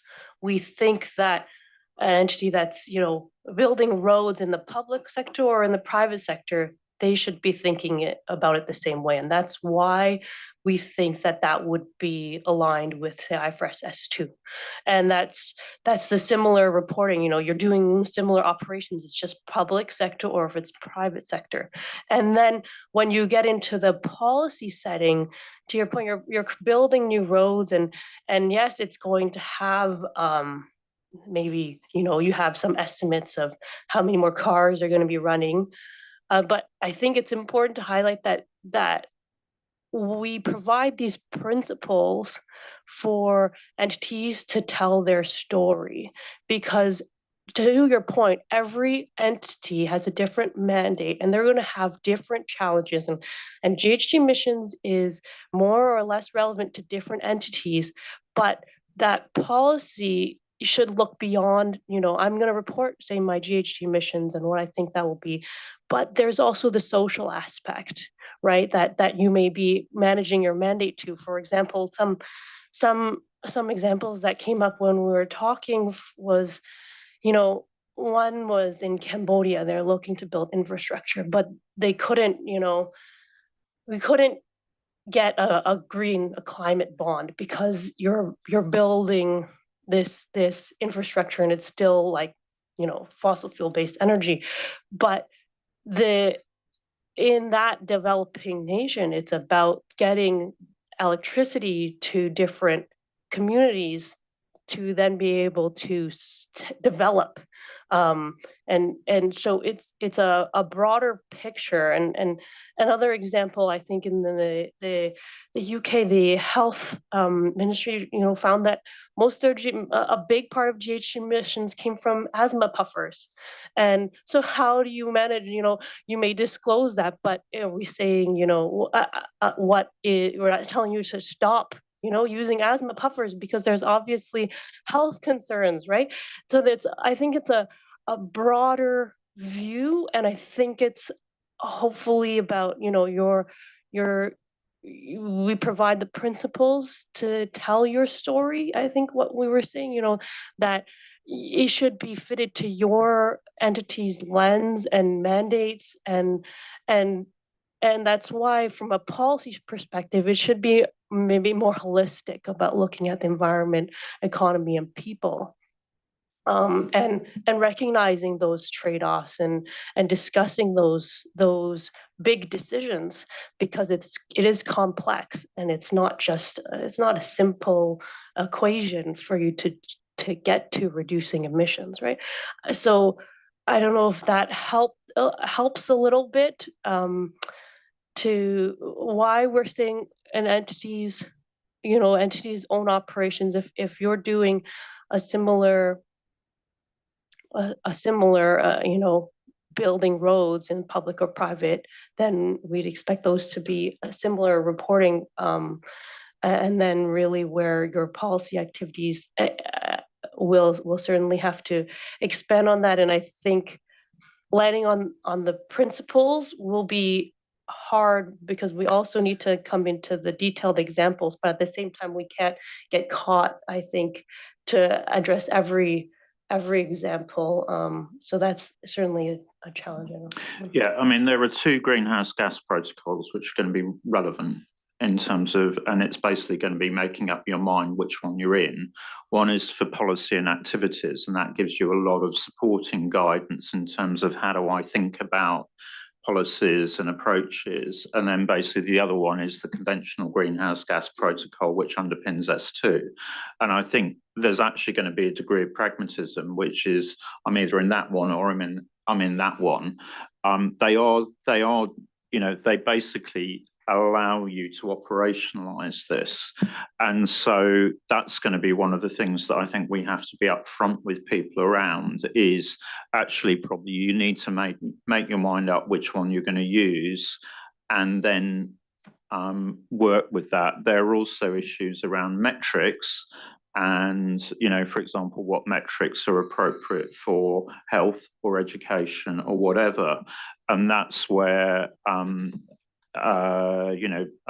in the private sector at the moment, you've got the IPSASB metrics.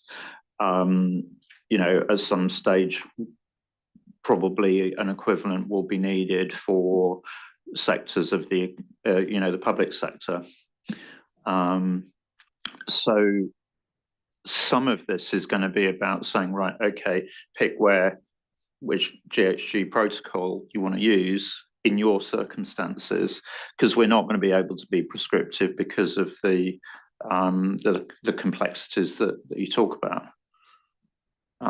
So I think that's, we're going to have to point people, and then actually practice is going to have to evolve. If I could just pop back on that, I guess what I'm really looking for at this stage, because we're not in the drafting, is the principle and the clarity, even if it's clarity amongst the board and in the internal conversation, what the green and the blue means, because I do see overlap. And so, yeah, I'm really looking for what is the government reporting entity risks and opportunities, and there will be flexibility. But I still have a question around where, and that's why I have separated whole of government and national picture in my mind for the moment, because I think that's connected to the nation's big policy climate settings. And then when I come it's back to the reporting entity, just getting clear in my mind. And I really am looking forward to others speaking, because I don't have the answer, but it's like, as a government reporting entity, I guess what I'm hearing is there's flexibility because we're early in development, but flexibility in the context of what is the main principle. It's almost like what would be the perfect state, but what are we aiming at in terms of government reporting entity and the policy idea? Are we acknowledging it and saying it's hard and you could do it a couple of ways? Or are we going to say in a government reporting own operations, when you are just a policy operation, do your best, be great to hear about impacts, but, we're not mandating it. It's that kind of principle rather than... Well, I think to an extent, Angela, you're going to need to wait and see what emerges in terms of the drafting. Basically, what we're saying at the moment is there are two broad approaches that we see. And certainly in the discussions that we've had today, you can see policy activities that operate at a lower level, because you could say, right, okay, how are we going to, what building policies are we going to operationalize in Auckland, say, because those will impact on climate if you're going to specify higher levels of insulation and so on. So the idea was basically that you had own activities which are, I'm running my operation even if I'm just a policy department. Actually, I employ staff, they travel to work, I heat my building, there's all of that kind of stuff. So that's the sort of, that was why the idea about own activities. And then there's the stuff that I do that changes the world, which is that. So, and then to your point, then actually, yes, we're going to have to be clear that it's you have to decide, okay, fundamentally, how am I thinking about this, and therefore which more detailed guidance do I actually apply? So that is, it's not going to be it's not going to be a rules based, it is going to be principle based to that extent. And each of the GHG protocols probably has about 10 different stages to how do I think about this.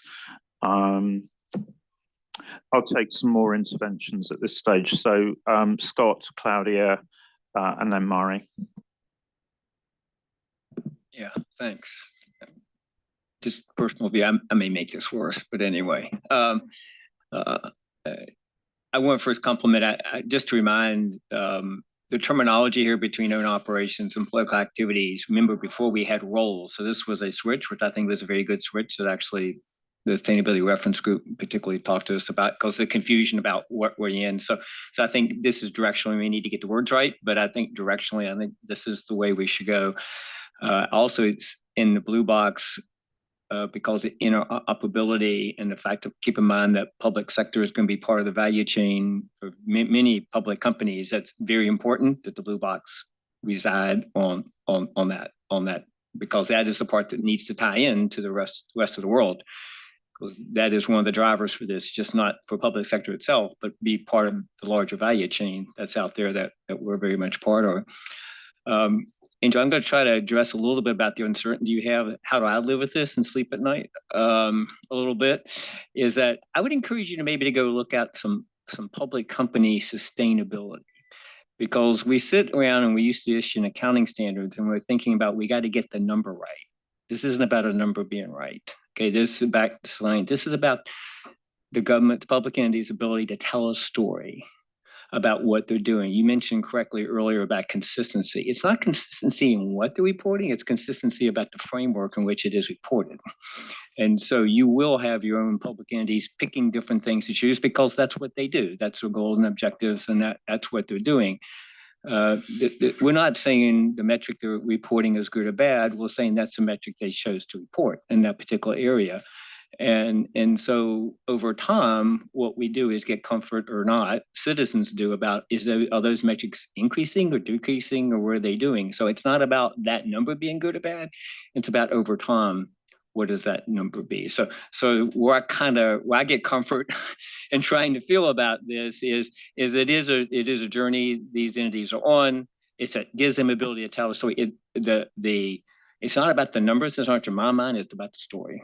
It's about how they're managing it, and what's interesting, which is really counter to what we're used to, is it's okay for them to say, we don't manage that. Okay, if you had a lease standard, you got to get the lease right. In this case, if you don't do that, you just say, I don't do it, and you move on.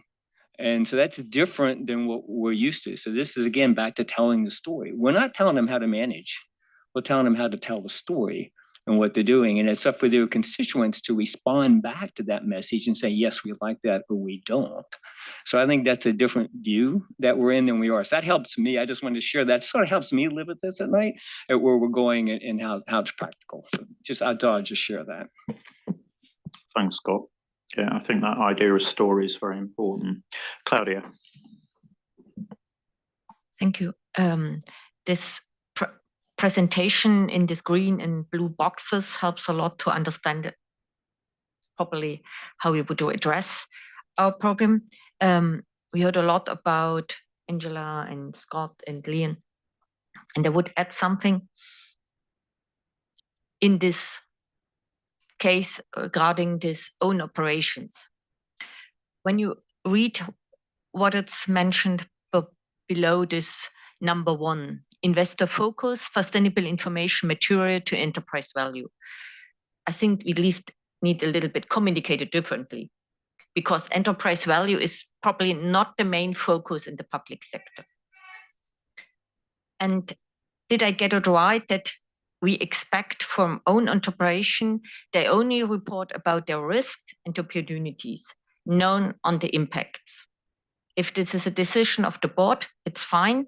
I think we have to explain it in the BC why we feel that the impact of their own operation regarding, as Scott explains, that we have this value change, and the public sector, the huge impact where they buying the products, where they delivering some services, and this value change, and have a lot of impact from their own operations, I assume. If we leave them out, it's okay. I think at least we should give some information in the BC why we have, and maybe we should ask as an SMC if this our stakeholders believe that is the right way, because it seems from all the discussion, what we are missing, it's the impact of their own operations. I mean, I think that is an excellent question, and it's one that we've asked IPSASB in terms of how have they dealt with this. And that's where basically they've dealt with it through risks and opportunities and appropriate metrics. So in terms of being able to explain it to our stakeholders, then I think we would explain it in exactly the same way that IPSASB has explained it in terms of their thinking. And that, literally that is how they've done it. They do not use impacts as a separate concept. They've internalized it in that way. So, and that's one of the things I think when we see the drafting, we're going to have to think, okay, does that work terminology wise? But that is certainly the approach in terms of S2. Okay, so if I can go to Mari next, and then I think it was Yakub, or if he's still in, Mari. Thank you. While I am here, so many discussions, so I'm in something confusing. And however, my point of view is the public sector. It's so true. The Dean said that every organization has its policy, and however, the public sector policy activities. How the public sector policy activities affect the private sector policy activities and its operation, and how the private sector, public sector policy activities enable to change the private sector's operations towards the climate change goal. And so it is important to report the risk, opportunities, and policy impact for the public sector, to achieve the climate change goal, and for the private sector its own operations has this what kind of the risks, opportunities, and the important thing is to report how the policy, how their operations improved and changed by the policy, public sector policy activities. And so we had to consider, always consider the two tiers, public sector and private sectors, each policy activities and operations, and so to analyze interrelationship between them. And so it is so important to report the evidence and the fact findings and such like the concerning about the climate change-based activities operation has such kind, how they have the impact to the climate change goal.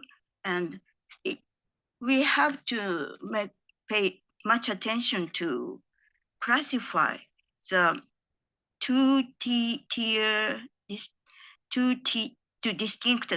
classify the two tiers distinctly, the entity that reports its own operations for the private, especially for the private sector, and the entities that should report on policy activities and its impact for the public sector. It is so important from my perspective. Thank you. Thanks, Mari. I mean, I think we've got the overall point that we need the right terminology, which I think was Lynn's point. And then I think what comes out is actually how we help people work out, you know, which of these approaches they might be taking, to Scott's point, to tell their story. So clearly that how you signpost people is going to be really important. So Yakuba, are you still in, or are you... Yeah, thank you. Yeah. So I'm happy with the way policy activities and own activity are differentiated, and I really appreciate the way the approach was described in the papers. But when I looked at the references provided, to start thinking about target and metrics. So I'm wondering, are we expected to provide on non-financial or financial when it's come to policy activities? So if so, it seemed to me that in the papers, that's not so clear. So I would like just to clarify that to be sure that I will be doing the right thing when I will reflecting on this. Because as a financial reporting board, because in the mandate of IPSASB, we are working on financial and accounting standards. So if drafting on policy activities, if drafting on that, we are willing to work on non-financial, maybe there is something to do with our conceptual framework as well. So just to be clear on this, before I come out with other comment, maybe on the other. Thank you. Thanks, Yakuba. I think we definitely have to work through the metrics for policy setting, policy activities that we'll discuss later on. I think to your question, I think that there'll be a lot of non-financial, but when it comes to the conceptual framework, our initial thinking and discussions in, I think, September, December was that we could look to our existing conceptual framework because it does cover non-financial, it does cover general purpose financial reports. So, yeah. Thanks, Yakuba. So I've got Liang, and then I'm not sure whether Renee or Patricia was first. So Renee, Patricia, and Lucy. So Liang first. Thanks, Chair. Actually, I totally agree that the policy activities is one of the most important difference between public sector and private sector. I also agree that we should provide more guidance on policy activities in our standard. But just want to mention, actually, I share the same concern as Claudia just point out. If we look at the chart, the blue part, whether it is appropriate for us to state that for the own operation of a public sector entity, it is investor focus. At least I think to align with our conceptual framework, at least we should say focus on the users, the information needs of the users of the reporting. So this is what we should, I think we should change. Another point is also about whether it is risk opportunity or risk opportunity plus impact. I understand IPSASB's rationale. Actually, they put together the impact into the risk and opportunity, and the rationale is actually impact give rise to risk and opportunity, and risk opportunity actually are resulted from impact. So they use the logical that all of these are interacted and should be linked together. But when we look at the whole chart, as we show in the slide, the blue one, we do not mention impact at all. But the green one, actually for the last box, we apply a very broad scope of impact. And although here we say maybe, or in the paper we say direct effect of the policy activities on the economy, environment, and the people. Actually, when I read this sentence, actually, I think it is very hard to say this is a direct impact, because we say on the economy, on the environment, and on people, actually include everything. So I think this is a very broad scope of impact. So I'm quite struggling when I see this chart. The green one, we have a very wide scope of impact. And the blue one, actually, we do not mention impact at all. So when we put these two together, I think maybe it is quite looks odd, or maybe it is quite let other people very confused. Actually, how can we put these two concepts together? So my point of view is maybe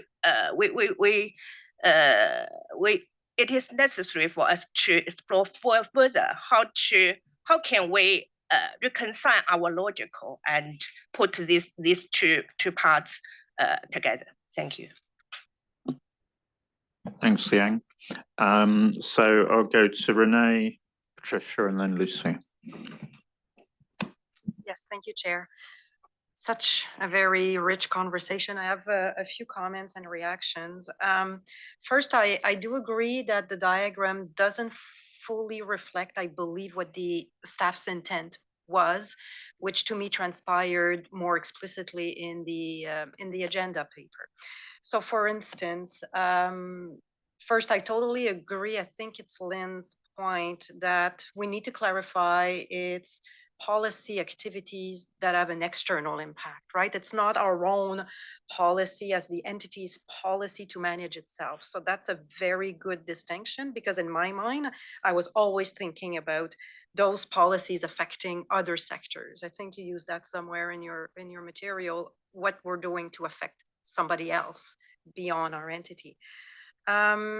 Paragraph 26 of your agenda paper does refer to the blue own operations being articulated as both the risks and opportunities leveraging IFRS 2 and the GRI climate change standards, therefore articulating also the entity's own operations external impact. So to me, again, I don't see it articulated in the blue box. That's why I think, like, for example, Claudia and others have reacted. But coming into this discussion, I understood that for the entity's own operation, we wanted to go beyond maybe what the IPSASB is providing for. That's only focusing on the enterprise's value.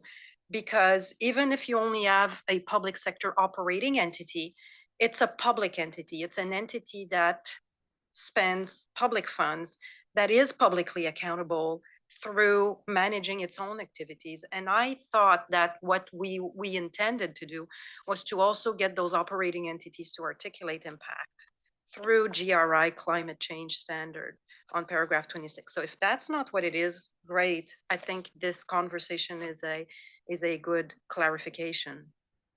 And the other comment I have is climate-related impacts that have a direct effect as part of the entity's policies. So picking up on Liang's point, I agree that articulating impacts through policies is going to be very, very challenging. I liked the qualifier of direct impact, because to me, we're starting to try to delineate that it's not the whole universe of impact that a government has with its policy. It's at least starting with the direct impact, understanding that there may be indirect impacts as well. I thought the use of direct was helping to scope. And I just wanted to share my reaction to it, and that maybe we can explore that more. Thank you. I mean, just to pick up the point there in terms of extending, the point is that GRI doesn't give you any helpful guidance for doing this, bluntly. And therefore, you have to actually ask yourself, what is it that I would get from this that I don't get from S2 and the approach that S2 has done? And I think at the moment there isn't, there's no clear answer to that in terms of what extra would I be giving you that I'm not already giving you if I give you greenhouse gas emissions and some of the other information that S2 would require you to do. And so I think from a pragmatic point of view, if you take the overarching lens that Scott has taken, we have to be upfront that actually there is a challenge in terms of how impacts are actually expressed. But actually, it's not going to help the public sector to ask them to do something that there is no answer to at the moment. So that's one of the things where I think we're going to have to be absolutely explicit that there isn't an answer to that at the moment, and therefore if there's something that people feel is missing, we need to know what that is and how you would actually do that. So I think to Liang's point, yes, this does look different because actually when you think about that broader, so GRI do think about impacts on environment, economy and people. Actually, that's where the clearest impact, the clearest view on an impact is actually through you have a policy to actually make change in an area. That's where it comes through, and that's where it's come through in terms of the discussions and the debates. And you can make sense of that. Again, there is no GRI guidance that helps you with that. That's where, there is a GHG protocol for policy activities, which is different to the protocol that's used for S2. So I think there is some clear narrative that we need to put in. And I think that's where what Liang was saying is, yes, there is it makes sense to have two different approaches, and the delineation, however we describe it, makes sense. But actually, we're going to have to think about how the narrative actually works. And the thing is, inherently, the two are different. So it is a challenge, and this is where we're pushing out into territory that the IPSASB hasn't gone to, nor has GRI, frankly. They'll tell you to think about it, but there's no real underpinning guidance that helps you. And similarly with value chain and so on, there's no guidance that actually helps you. So, Celine? Yeah, I think where we're coming at is trying to balance or find what can we do and what is really practicable. Like to Liang's point, it kind of seems imbalanced. You have these broad impacts for policy setter, but then your own operations, we're not talking about impacts. I don't think that's what we're saying. When you look at S2, when you look at GRI, they still are asking for GHG impacts, GHG emissions. That is your climate specific impacts. And we're not saying that you own that's not there. We haven't highlighted it because of the way that S2, when we're thinking about how S2 has articulated that emissions, if you think your GHG emissions feed into and give rise to many of your risks, your climate related risks and opportunities, because that's where that is climate impacts are emissions, right? That's how we think about it. But then if we then brought the broad impacts to own operations, that's bringing, do we think that all entities have to think about environment, economy, people? Because that is broad, and that's where we struggled with where do you draw that boundary and why we're proposing it's really focused on policy setting, because that's where you influence, you have this great influence. And that's why we're proposing it for that policy piece. That said, I think even IPSASB has come out with guidance about, okay, how do you talk about these other not climate specific impacts? You know, they have a separate illustrative guidance about, okay, just transition, but they don't feel that that is in a climate standard.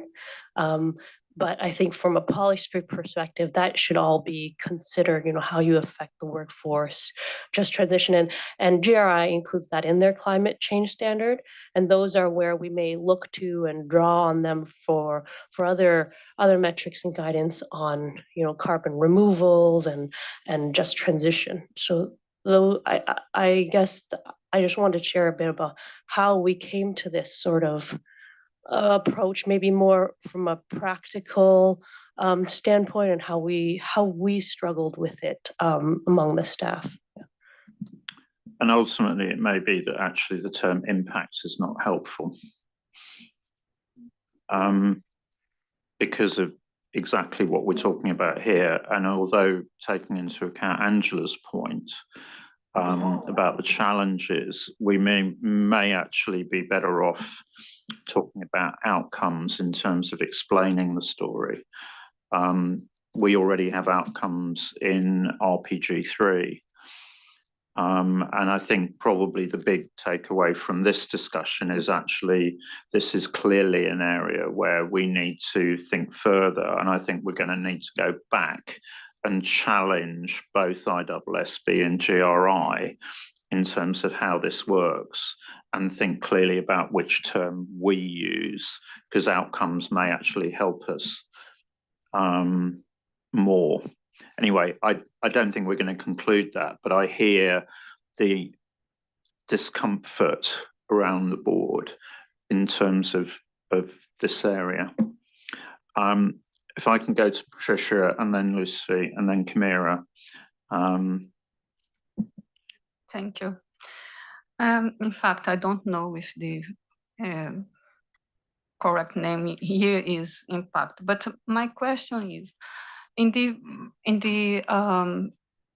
first page that we discussed, the decision is to considering agreements or some commitments. And for example, Brazil has a commitment to reduce the emission. And then when the government, federal government, established this commitment, some kinds of legislation, policies are setting to, and policies that are in relation to states, municipalities, in relation to the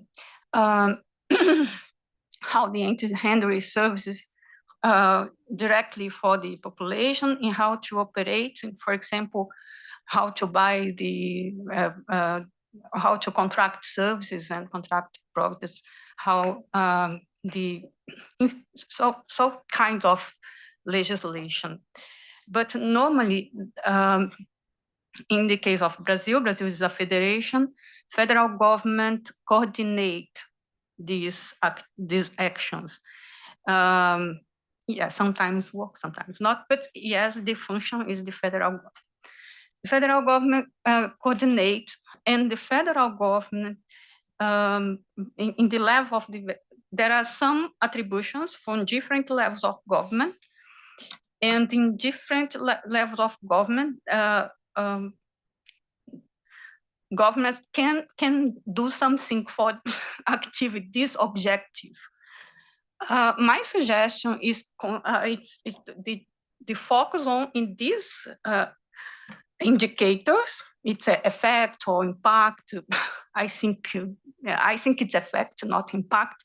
But in this indicator, as an exercise to understand how to tell the story, and try to understand the connection between policies and actions, and policies and operations, because my question is if I don't establish a driver, because driver can be the policy or can be the reporting entity. But if I consider the reporting entity in relation to this commitment, I can try to establish some kind of relationship. Because, for example, federal government can tell this story about the reduction, but not in municipalities, for example, can tell the story about how to contribute to reduce.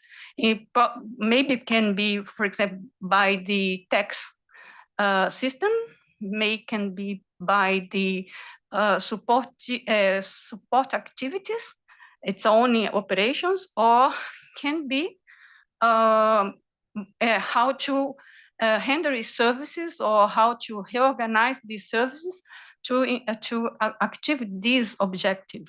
But I think if you try to, in this moment, I think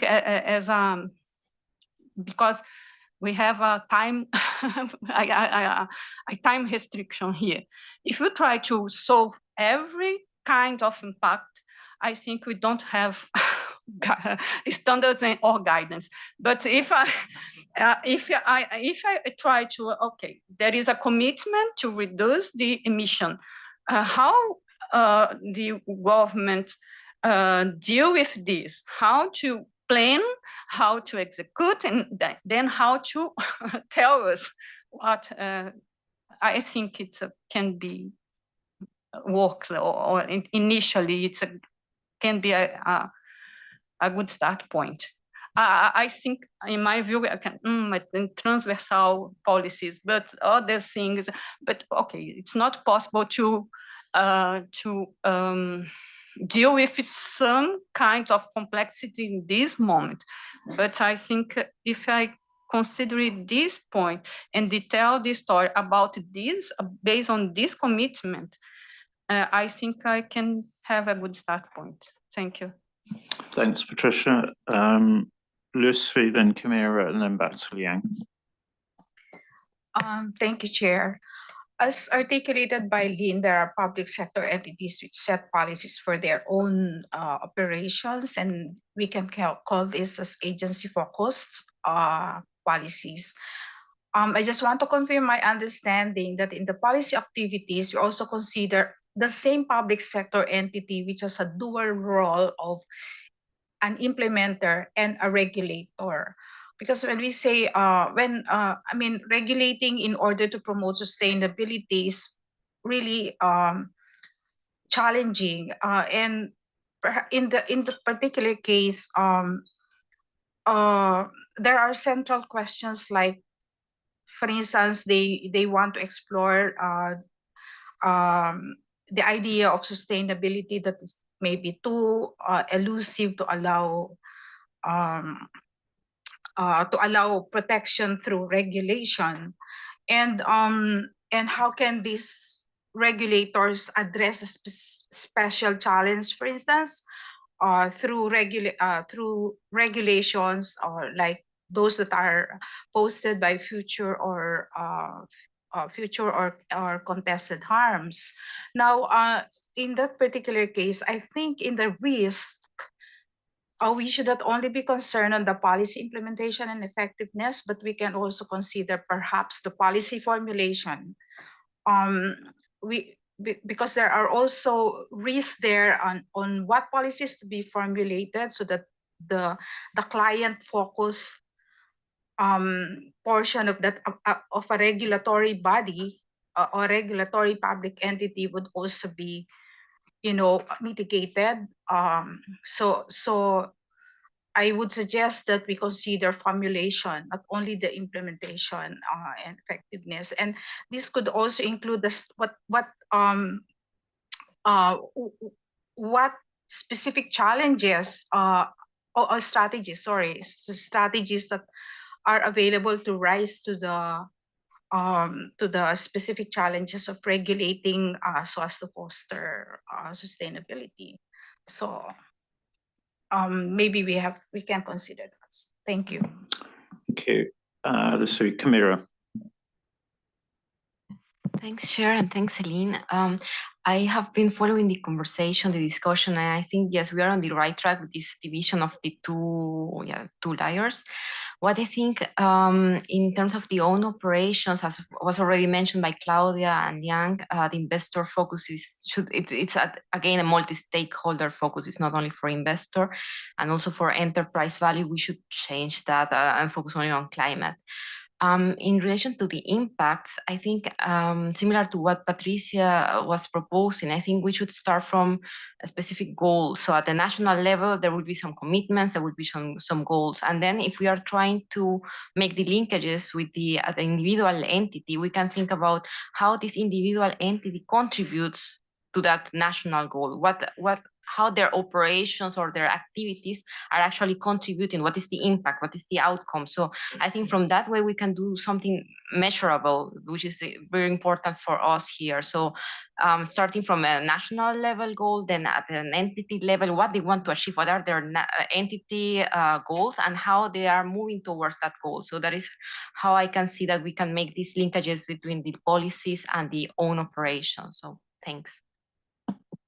Thanks, Camilla. Yep. I mean, I think that very much is the challenge in terms of those with the federal particularly set up.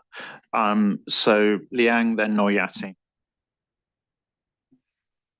Thanks, Chair. I just want to echo what you and Celine said just now. Actually, this is also what I'm struggling maybe day and night for the past half year when we began to develop a standard. Actually, when I look at the GRI guidance and IPSASB standard, although they apply different approach, one say impact, the other say risk and opportunity. Actually, the approach looks different, but the results looks similar, such as for the detailed metrics, actually, the key focus is always on greenhouse gas emissions. So for me, actually, when I think about the impact, maybe one alternative to interpret the impact is the impact on climate. So actually, if you say GHG green gas emission, from my point of view, this is the impact on climate. So maybe this is one way that we can explore to how to interpret the impact in our stand. Thank you. Thanks, Yang. And I think that would also be consistent with being very clearly focused on climate, which is one of the things that we've been encouraged to do. So I think that's very helpful. I mean, you've also got then the impacts on economy and people, but those are essentially behavioural impacts or costs of imposing regulation and so on. But I think that climate impact point you made might be very well something we can work with. Noyati.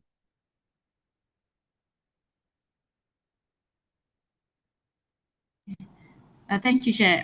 It is a great work by the team because actually they able to transpire how the moving forward of doing these two blocks, because we know that in terms of the governments, they in the public sector they have two roles. One of making the policies, and they should know what is the impact or the achievement that they want to have. And then another one is they also apply the policy. So they have we call it as a two roles, as an the implementer and the policy activities, just like what the Malaysian governments did. They said they want to reduce the carbon emission. They said that is one of the policies that they give the incentive to the industries of the transportation, saying that they give the tax incentive to those who are buy or selling electrical car or whatever, is something about the green energy. So at the meantime, at the same time, the government also support that by they themselves is buying or using the electrical car. Some, even though the percentage of having that electrical car is, there is another issue on that, but they are encourage all the agencies of doing of having the electrical car. That's the thing. But so I think this diagram or these blocks have give a kind of the way the governments work, because there are the policies, issuance, and then also the operation. But of course, for the own operation, instead of the just investor focus, they also have to think about the other stakeholders as well. They, the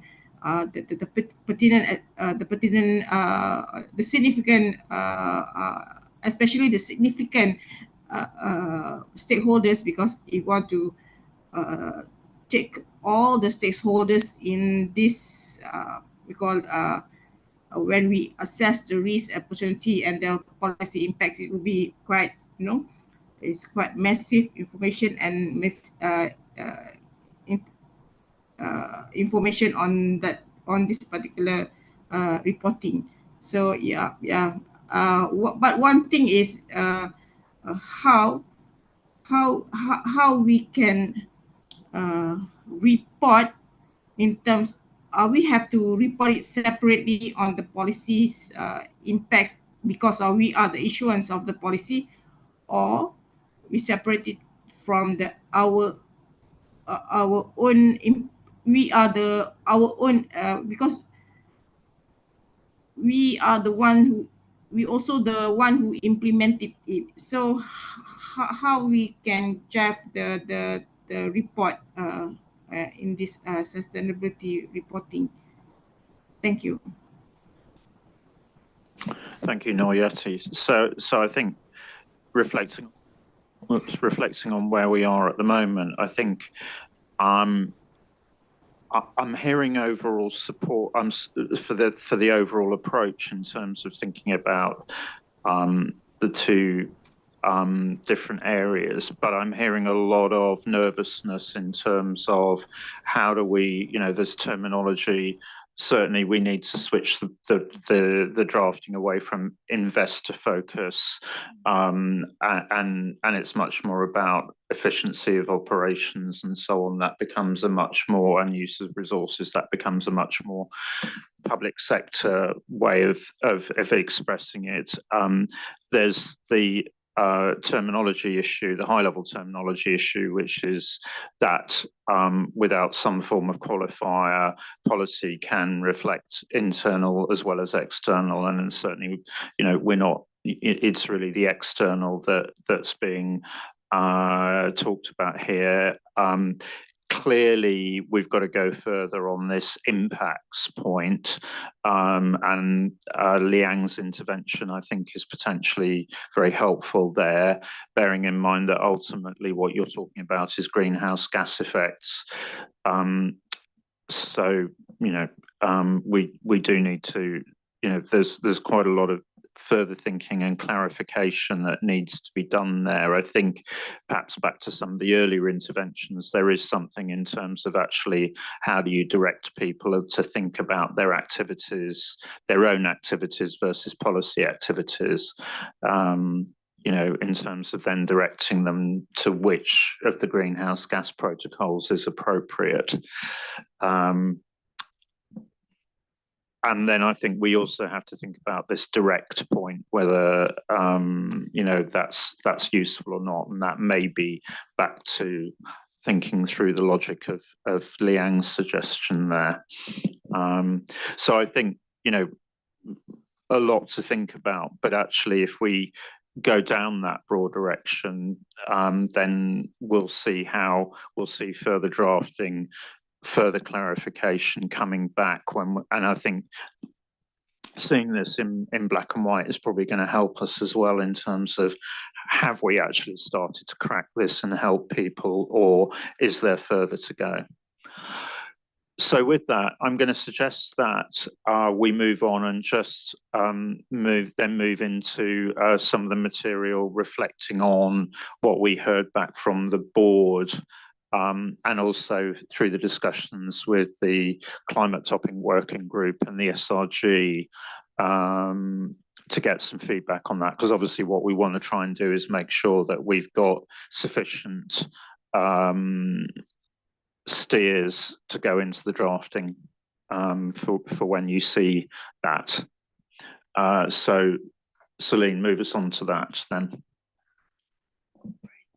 Thanks everyone for your comments, and we'll work through that. I guess the next, if we advance a couple slides, we're going to start getting into the governance strategy and risk impact and risk management, and all of the feedback and the approach is sort of built off of the breakout groups in December, what we heard, as what's really those public sector similarities and differences in each of these sections, and also building off of what we just discussed on that approach that we're taking, say, S2 as our starting point for own operations.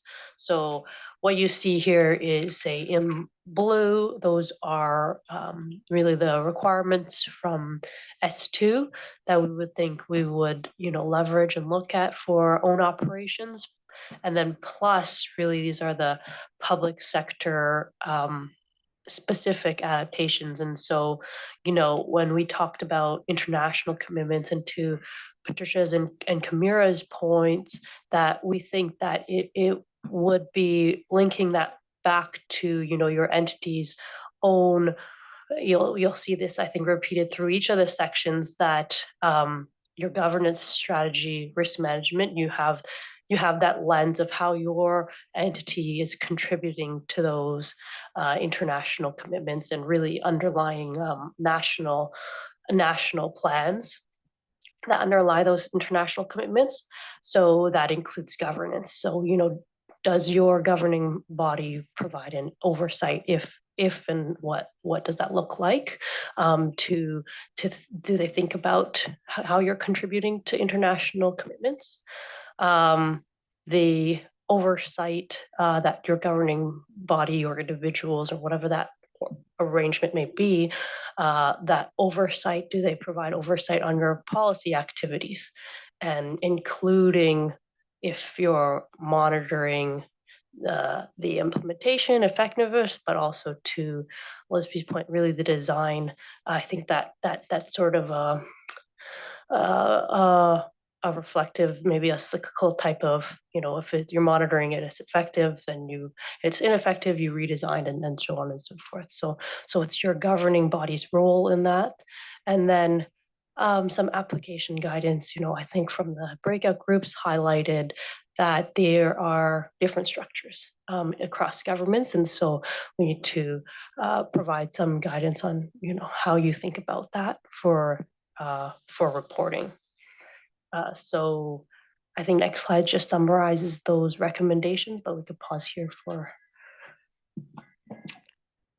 Thanks for that.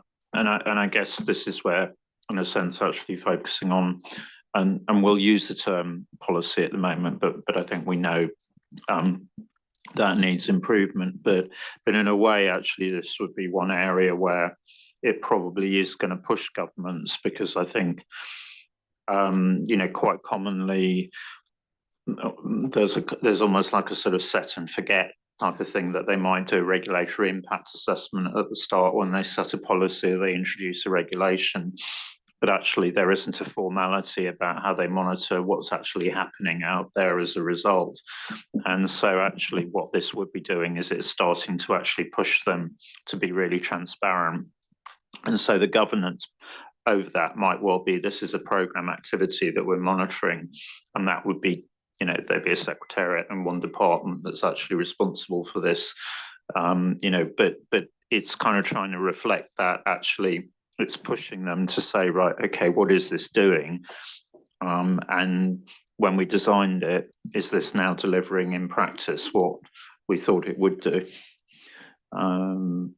So I think it probably would push governments to be more transparent and actually potentially to really apply that TCFD approach and really actually, you know, anyway, open up for any additional comments or thoughts.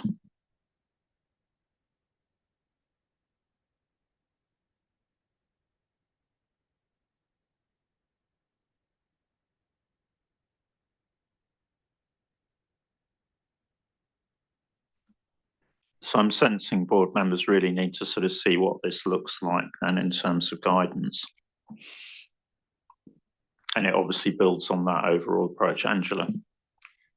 The reason I didn't put up my flag originally was a lot of what was covered in the previous slide has flow-on impacts to the green box on the other one. But I take Patricia's point. A lot of agencies are directed from above. And so the tell your story is sometimes you have very little choice. And in fact, therefore, you have no choice. So you may not even be managing or monitoring. But I think you raise a really good point, Ian, which I've just reminded myself of, is the existing stock of policy and regulation in a public sector environment versus new policy. And I know in some jurisdictions, you're right, there is now more broader thinking in an regulatory impact statement when you are entering into a new policy. And I think, again, that might be part of telling your story, is that we've introduced, when looking at transport policy, we've got a much more focus on climate being a part of the decision-making process. So an entity may wish to tell that story if that's one of the activities that they're doing in their policy area to support better outcomes. But it does strike me there's a huge volume of existing regulation and policy across the system. And it did trigger my thoughts around maybe it's a choice, but yeah, where do we sit with these programs have been in the public sector for so long, and you know, social benefit payments, for example, you know, there may be nothing to say about climate in that respect. So I very much appreciate Liang's intervention, that I think rather than think about the impact of transport on people and well-being and broader terms, that we should be focused on the climate aspect because it's a climate related. But yeah, the stock of regulation versus the new regulation kind of raises an interesting story to tell. Perhaps we can add that one into transition, actually, Angela, thinking about it, because you might end up with a different, you know, if you think about transitioning into it and you have a program with a sunset policy, you know, it's a 6-year program or something like that, and we're now in year 3, so therefore there's a runoff of 3 years. That might be different to actually this is an ongoing program or something. So probably worth playing into the discussions that we'll have later. Adrian. Thank you. Well, I would like to share the view of public auditors in this respect. Because, well, public auditors are not part of the governments, but they contribute to the proper governance of public entities. And I would say in this area, very especially, because if private companies take part in auditing the financial reporting of public entities, they very seldom are responsible for auditing the contribution of a public entity to a national policy or international policies. So there, I'm sort of, I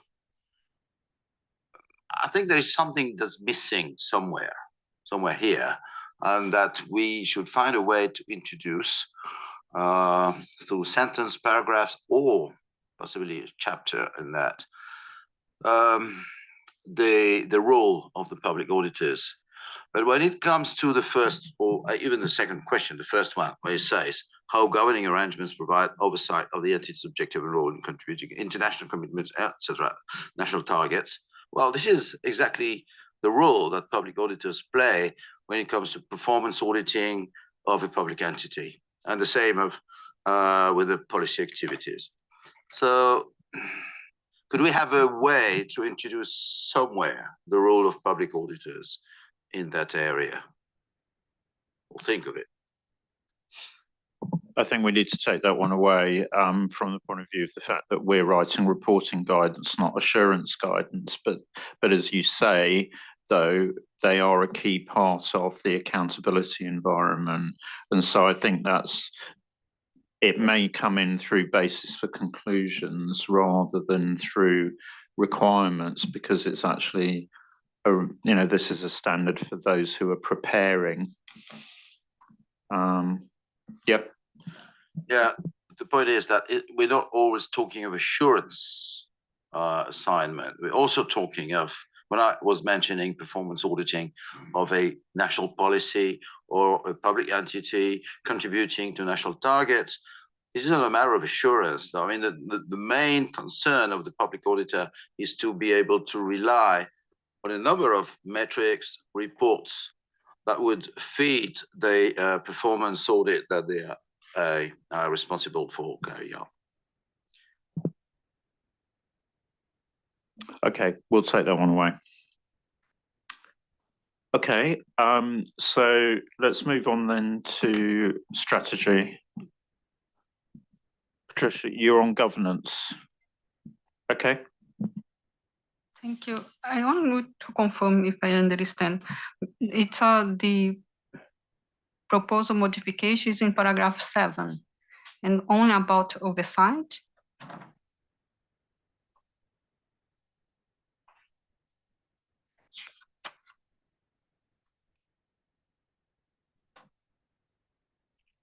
Yes, it's only about oversight, because I think there are other, because the way that the government is structured,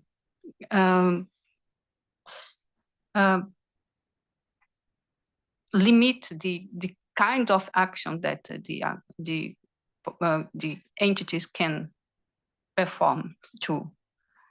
I'm not sure if it's only about the oversight, because during our discussion in breakout session, there are other elements of the governance that influence how the entity can achieve the objective. I'm not sure if I can. I think let's have a discussion offline in terms of what you're looking to draw out there. Okay, let's move on to strategy then. Okay, thanks. So on strategy, if you go 2 slides ahead, similarly, you'll see we're building off of S2 here. And then maybe I'll walk through it quickly again to give you a sense of what that covers. What we'd be looking for is disclosure, about the entity. You've done this assessment of what are your climate related risks and opportunities and impacts. Tell us what they are. Tell us if they're physical or transition risks. Tell us the time horizons that they relate to, and then tell us how you think they would affect your operations and your value chain. Where is that? Is there any concentration risk in that when you look across your own operations, your service delivery? Where do we think you will be impacted, or the risk to your operational model? And then how are you responding to those? What's your strategy? What's your decision making around that? How are you changing your service delivery?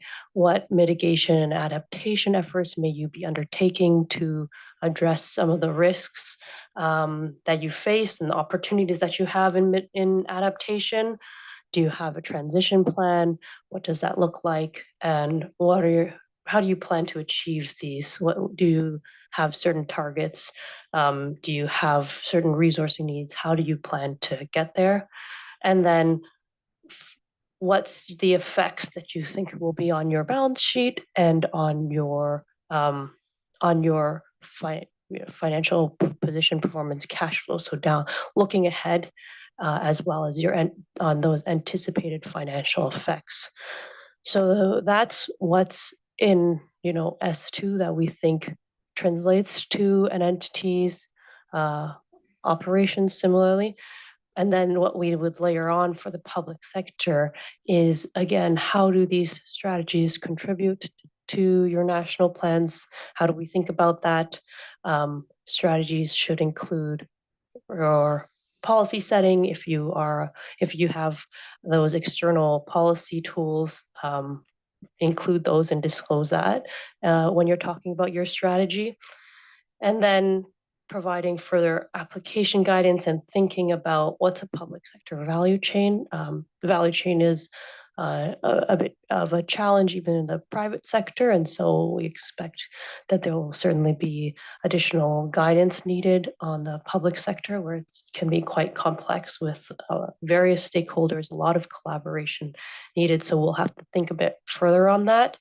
And then when we think about the current anticipated policy, financial effects of policy, I think the way governments are funded, it's quite different. So thinking and anticipating, I set a policy, how do I think about the financial resources needed by policy takers? Have any plans to support, or where do I expect folks to be able to, how will they be able to implement this? And then considering references to other entities, climate-related scenario analysis. I think in the breakout discussions, folks talked about scenario analysis. Public sectors do scenario analysis, and so it may just be more of a matter of, say, lower level governments referring to and considering the applicability of other, say, a higher level of scenario analysis for their own operations. I'll pause there for actions. Okay. Comments? Claudia and then Angela. Thank you. I would add something to the financial position, performance, and cash flows requirements. We should be aware that the budget in the public sector is quite important. So I think there must be a linkage between the budget and planning position that you have already for the anticipated effect. So what we need in the future and what is already approved in the budget on the financial plans. It's a little bit more relevant, I think, than in the private sector, because the budget plays a different role in the public sector. Even if I'm not really sure if it's to a reference to the actuals it's necessary. I think it's more important that we have a reference into the budget. Thanks, Claudia. Good point. Angela.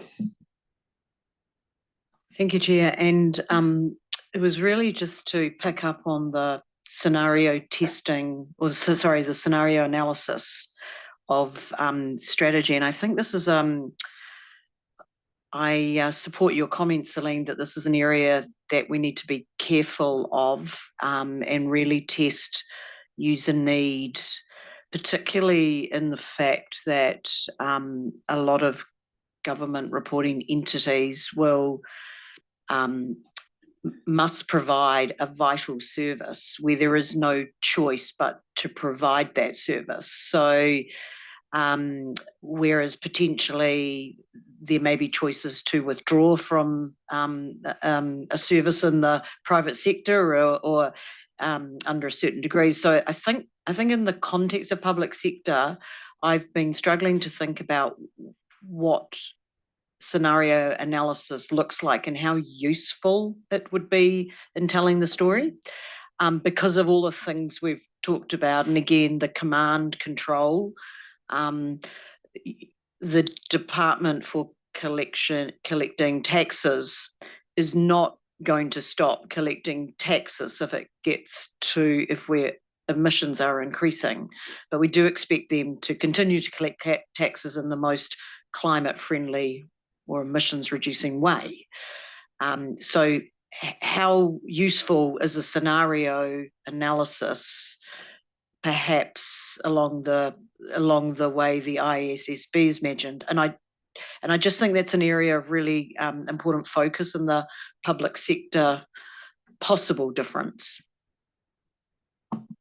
I mean, it probably does come back to what's your degree of operational freedom, doesn't it? Which is going to be different at different levels. And we wrestled with this, and I think in drafting we may want to just reflect back on RPG 1, where we were dealing with this sort of, there's a cycle in terms of the ability to change, alter services, ability to raise new revenue and things like that. And I think that kind of approach may help us. So I think that's probably the instruction to staff to have a think about that in the context of the factors that you've mentioned there. Okay. So let's just move on briefly and pick up any additional comments on risks and opportunities.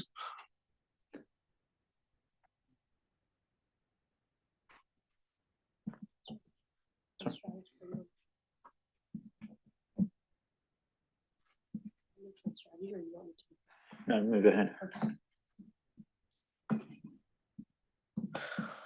All right, so then a couple slides ahead, similarly for impact and risk management. I think walking through the requirements of S2, disclosing what's your risk management process? What are the inputs and parameters you use? Are these informed by any climate-related scenarios you do perform? And then assessing, the nature, likelihood, magnitude, timing of those risks, and how do you prioritize and monitor? And then opportunities, similarly thinking about, just tell us about how you're identify, monitor, prioritize your opportunities, and then how is that integrated in your overall risk management? So then coming up to public sector, it's really, I think I struggled a bit about thinking about impact management. And is impact management different from risk management? But I think it's important to delineate it and clarify, how do you think about your impacts? How do you still identify, assess, prioritize impacts as it relates to those policies and informs your policies? And so we would still, think about impact management from that policy perspective. And then providing additional application guidance on public sector specific risks and risk management. Because I think coming out of the December breakout groups was essentially the message was their risk management framework methodology may be the same between public and private sectors, but it's really the risks and the mitigation tools that the public sector have that are different. And that's where we would provide some application guidance, and then the risk policy setting and impacts is important. And those are what we're reflecting here for the proposals. Okay, so additional points to consider then in drafting from members.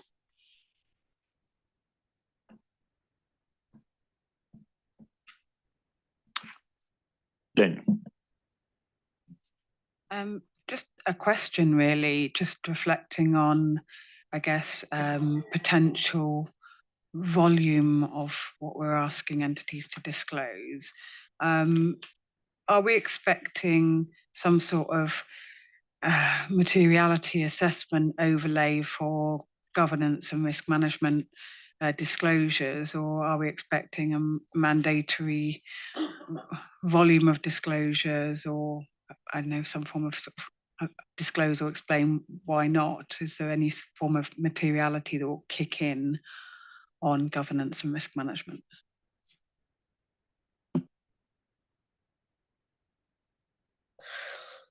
My thinking, and definitely open, is generally I think governance, strategy, and risk management are, apply for everyone. That you would disclose what to what extent you have these, and that provides that transparency. Maybe you don't have any governance, and so it's up to your constituents to Scott's points to feedback, to maybe challenge that if you have nothing, if you have no strategy, but to say what you do, I think is critical, and then you do have a materiality assessment as what metrics really apply to you. I think many entities may have very minimal GHG emissions that even a user will not. That's not what I care most about, and that's what you make those judgments about. But that's I don't know. Yeah. I mean, practice is going to evolve, frankly, I think, on this one. Yeah, it just strikes me that we will need to be clear in our thinking and our drafting about what is mandatory or on a comply or explain. So if you haven't got a risk management process, do you just remain silent? Do you explain yourself? Or if you have got voluminous processes, do you describe those in huge detail or at a summary level? So there's some things that we all need to think about as we're writing, I suspect. Ross? Yeah, I agree with that. That we'll have to think about it a bit more, but when I think about it as well, if say we're the Department of Agriculture and they're talking about their emission strategy and what they're doing, I would think if there would be material, and if they didn't have governance over that, they would definitely need to explain that. That might be something, though, that we need to think about. Do we actually require it, or I don't know what S2 does or S1, S2 do on this, so I think we need to have a look at that. Okay, thanks, Lynn. So go to Claudia, then Angela, then Murray. Thank you. Two questions for clarification. So that's probably done in the AGs where we are talking a public sector specific risk, where we mentioned that at least the government could be the lender of last resort or something like that, that it's in this space where to have to report if they are in this risk category, or I would say. And then is it allowed to refer to another report about risk management, because some of the reporting entities have already in large risk management reporting, a published risk management report every year. So should they have to add all the information against, or it's allowed to refer? So I would say we'll probably have to think about that one, but we have asked our colleagues at the audit board this before about the financial reporting standards. And generally, if you're linking from the set of financial statements to another report, then that report's within scope of the audit. So you can't really do that. You need to bring in what you want to bring in and take it out. But we'd have to take it away and think about it, because this is a different space with different evolving assurance requirements. And I'm not sure in their proposed standard on ISO 5000 if they've addressed this specific point or not in referencing to other reports. Thanks, Ross. So I think that's a takeaway. I mean, the lender of last resort point, I think is an interesting one, because personally, when I heard that, I kind of thought, well, I'm not really sure what that means in the context of climate change, because I understand what it means in, you know, and particularly coming from a jurisdiction which had where the global financial crisis, banking crisis had a huge impact, where we ended up nationalizing banks and so on. But I'm not sure what it would actually, what actually this is in the context of climate. Because I suppose I'd say, well, if a government doesn't have sufficient money to run a climate program, then it won't run a climate program. So perhaps you could just sort of, that was, I guess, my question. I think it's regarding all of these policy activities. If we expect that every entity in our state needs to fulfill some energy saving programs, and to do this, they need some money, and they didn't receive the money from any bank. So then we have the option, okay, we leave all of this company going bankrupt, then we have nothing solved, or if they have finally to come to the government. So that's where I think about it could be relevant in this case, because if you request for our different sectors certain requirements, and then they don't receive the money from the financial institutions, we could say, okay, we leave them going bankrupt, but I'm not sure if that's the solution is. But I'm not sure it's a question of bankruptcy, because that's where I just say, well, you know, if they're saying, well, government's not funding the targets and there's no regulation that enforces me to, you know, use electric vehicles or whatever, then it doesn't happen. That's where I think this is potentially different. Lynn, you want to come in on that? Just because I think it's a useful discussion. Yeah, it got me thinking about something slightly different though, but along the similar lines, I guess. When you do things like scenario analysis, what becomes very clear in the in economies is that there become many more events and properties that are uninsurable. And I suspect the guarantor of last resort would be relevant from a government perspective, particularly if you do a scenario analysis, and suddenly government could have potentially a lot more liability in that space.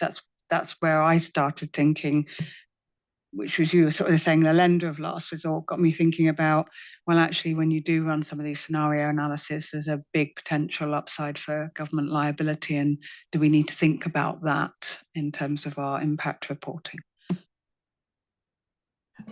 John, you were waving your flag there. Sorry to wave. I mentioned on Tuesday the economic governance discussions in Europe, and exactly this point has come up. And indeed, the agreement is that there's an encouragement to all EU member states to report contingent liabilities related to climate and disasters. And when we started to ask countries, okay, so what are you going to do? We got a lot of shrugs and, well, I'm not quite sure. And how does that fit? And should we ask the accountants? So it is an active issue right at the moment. Thanks. So, Ross.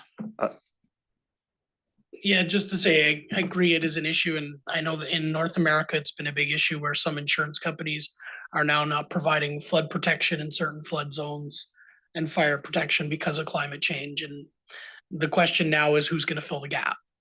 So I think it is a live issue. We do need to think about it, though. I don't think we have an answer today, but I think this is something to think about.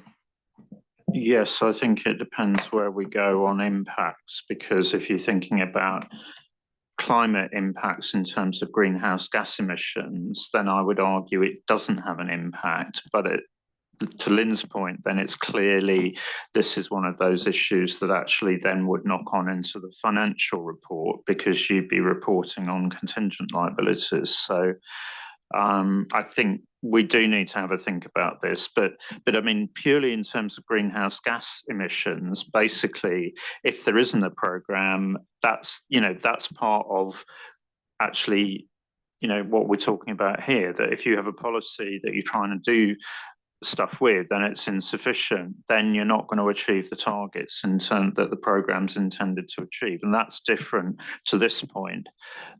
So I think we'll take it away and think, is this something that, you know, actually it's one of these elusive things that actually is, there's a clear impact back on the financial statements. Let's not debate it further. I think I understand now more, but I think we have to be very clear where we're dealing with this. Angela and then Mari. I don't want to debate it, but I just want to point out, I think what some of the things we're talking about in this last resort is in adaptation and resilience programs, because you're absolutely right. If private sector don't insure a house until there is a disaster, there's not an issue.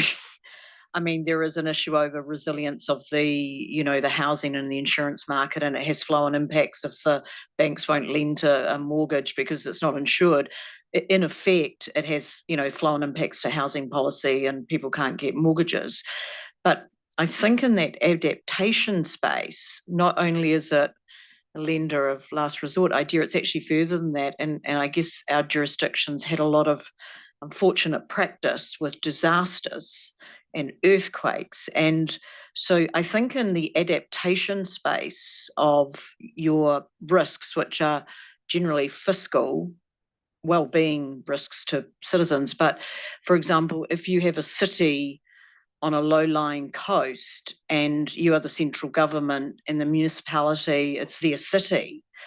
But at some point, we have modelled, the scientists know that city is going to have to retreat, or we're going to have to build an incredibly large seawall.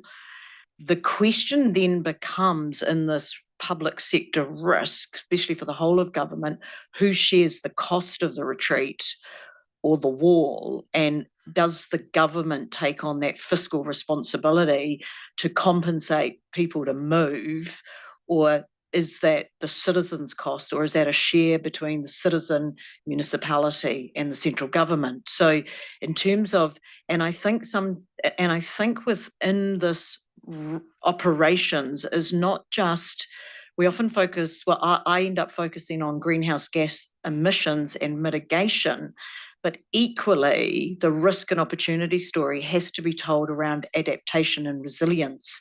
And that's where you may find yourself, if the climate policy doesn't work and the sea level rises, if you're the government, are you exposed to fiscal risks to save the citizens near the coast?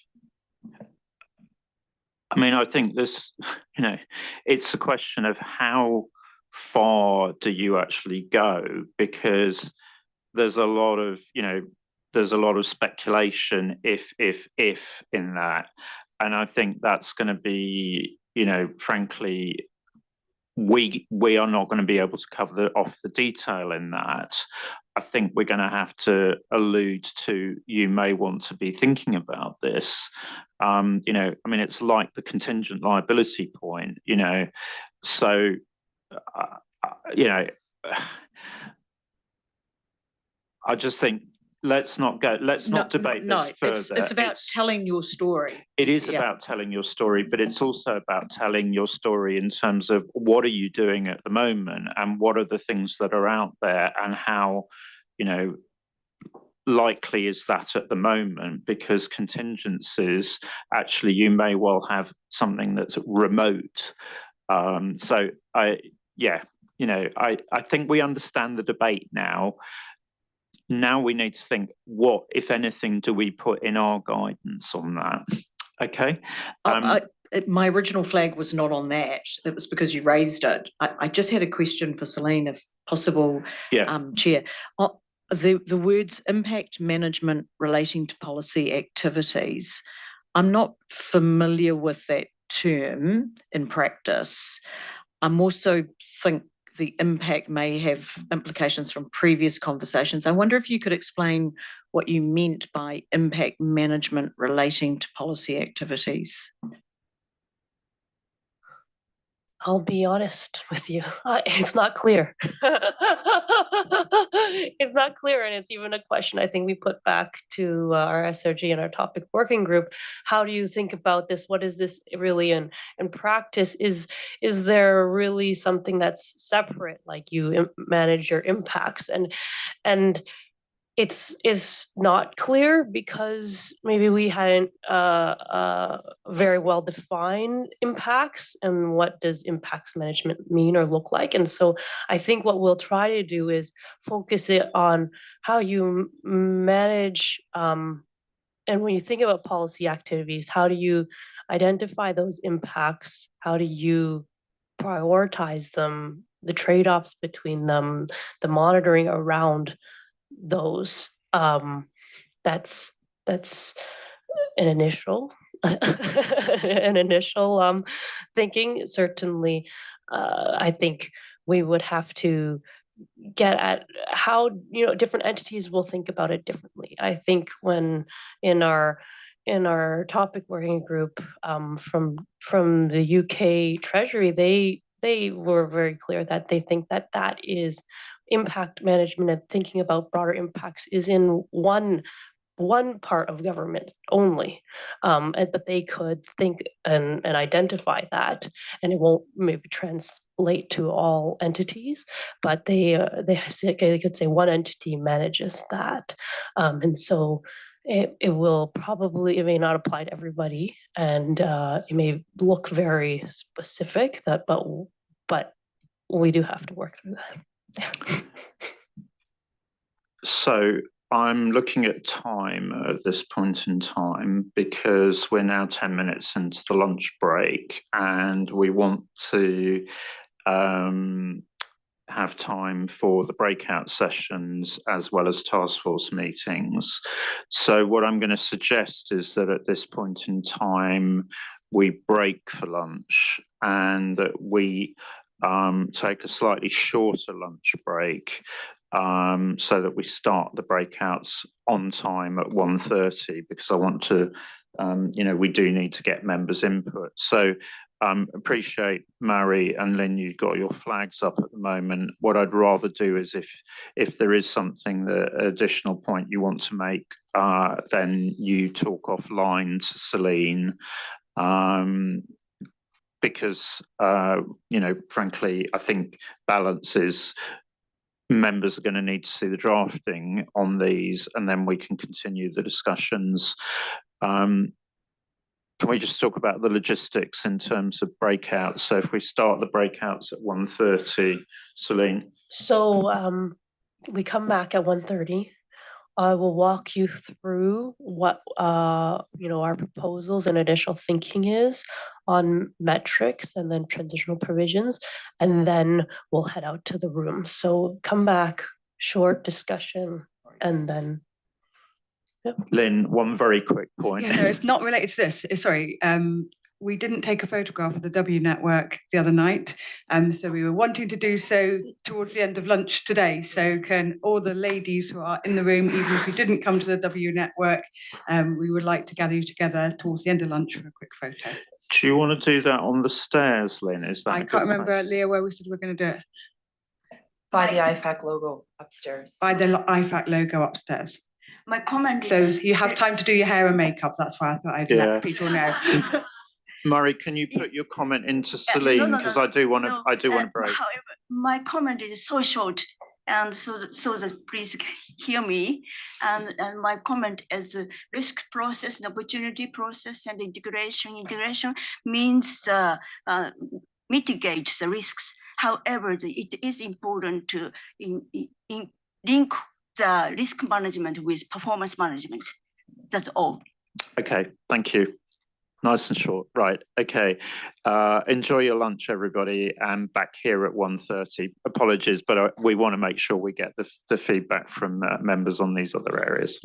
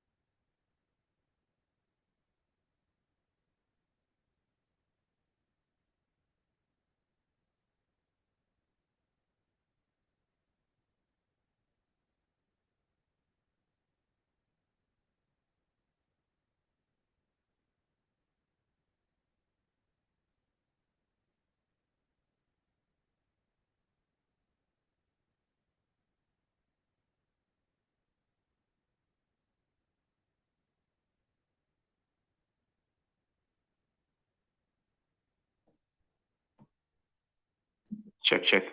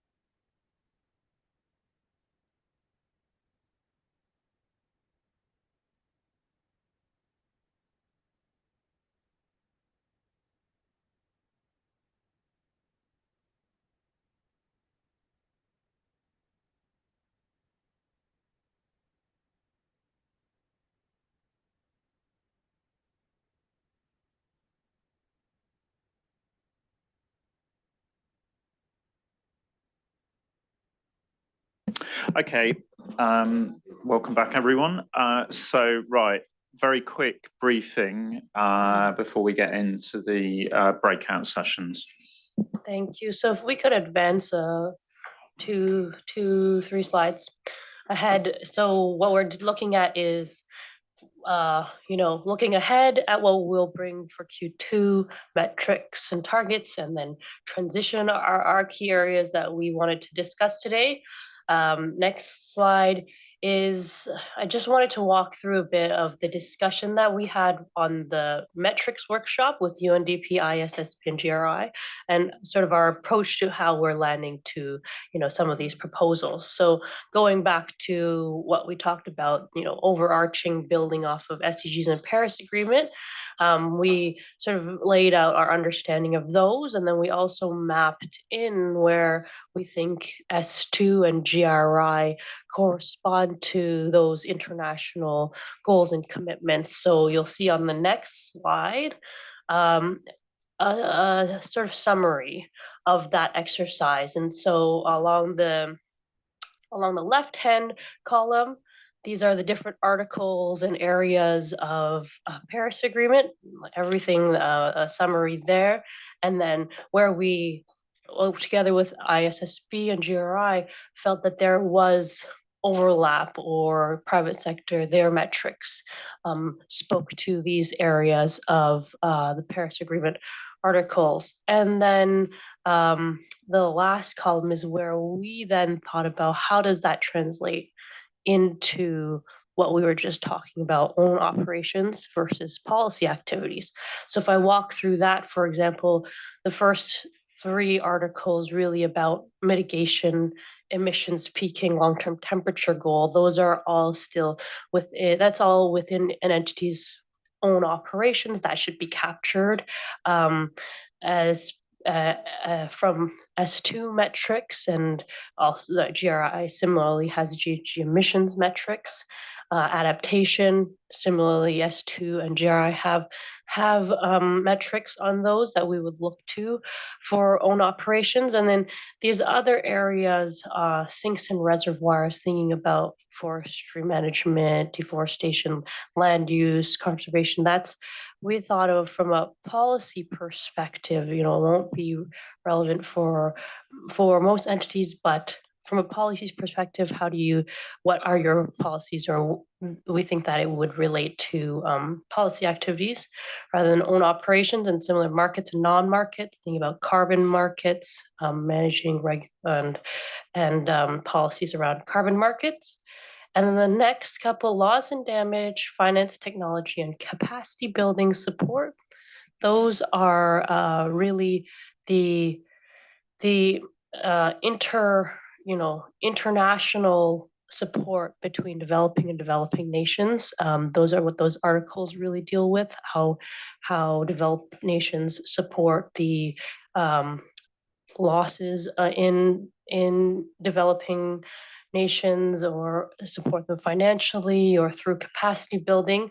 So that we felt it's in a slightly different green, because we think it's policy, but when we think about it, it may be for international organizations who traditionally adopt IPSAS, who may look to this, say the UN, and how they manage and facilitate those financial flows, for example.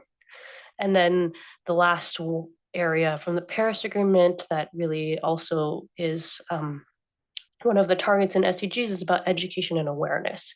So we've left that out for now. Something, it's not covered that much in the public sector lens in S2 and GRI, but we would initially propose that's not in scope for this standard, and it would be something quite separate, but that's initial proposal for discussion. And so if I go to the next slide, what we're proposing for the breakout groups to think about are these public sector specific adaptations and policy metrics. So in the first blue section there, I've only highlighted where we think, say, S2 areas that we would need to consider public sector, key public sector changes. So that's on remuneration, where S2 asks you to disclose, if your remuneration is tied to any of your climate, strategy, policies, achievement of those targets. How does that, how relevant is that really for the public sector? Do we keep it? Do we not? And then industry-based metrics.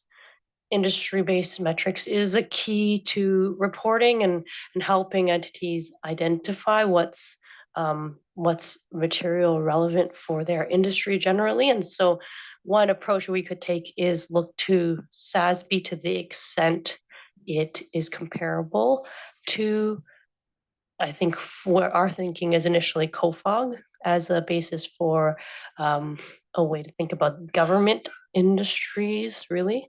So that's sort of our first area of focus. Questions around what do you think about this adaptation and aligning with private sector? And then the second question really is about policy activity related metrics. And this is where we're teasing out some of that based on the Paris Agreement, where we think there are policy related issues that we need to consider metrics around, say, management of sinks and reservoirs and carbon markets. And then that international support for international programs between developed and developing countries. And then also what Ian mentioned earlier, thinking about the use of GHG protocol, policy and action standard, and mitigation standards when you think about emissions of resulting, or how your policies are supporting emissions reduction. It's not, it's a different standard from accounting for your own emissions. It's a standard to help you measure and monitor the effect or attribute reductions in emissions to your policy. So that's the first topic. So the three questions are, do you have comments on that first blue section that we align with private sector metrics on, S2 to GHG emissions and adaptation metrics, but consider whether we need it remuneration or what does that mean for public sector and how we take industry-based metrics. And then second question, what comments do you have on the proposed areas of focus? So this green bullets 1, 2, 3. And then third question, are there other public sector differences staff should explore and why? So that's the first topic, metrics. And then if you don't mind to go to slide 30, a few slides down, going to transition, we're proposing a few different approaches, but to give you background first on, if you could go further ahead in the slides, to give you a sense of the yes, thank you. The IPSASB's transitional provisions. They have provisions for first year, you can provide no comparatives. First year, you can use a GHG emissions accounting methodology other than GHG protocol. So that's for scope 1 and 2. And in first year, you don't have to report scope 3. That's the extent of their transitional provisions. But they have all of these other areas where they call them proportionality mechanisms. So provisions to support, going back to reasonable and supportable information without undue cost and effort, which is what we would align with as well. But specifically, the focus for our discussion is on transitional provisions.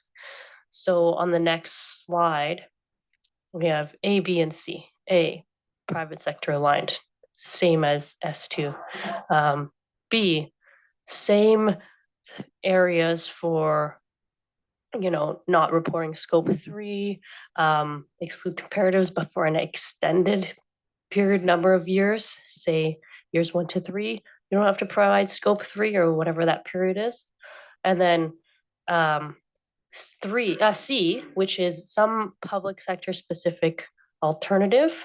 An illustration here I've suggested is sort of a phased over X number of years, providing this minimum in year 1 of governance and risk management, year 2 strategy, excluding some of those maybe more complex scenario analysis and scope 3, and then in year 3 a full disclosure. So this is sort of building on a similar framework that we see in the UK, where they have a 3 years phased approach. This is where we think, it sort of helps in the steps to getting to that reporting, but this is open for discussion. So the questions are, do you have a preference for any of these 3 approaches, and why?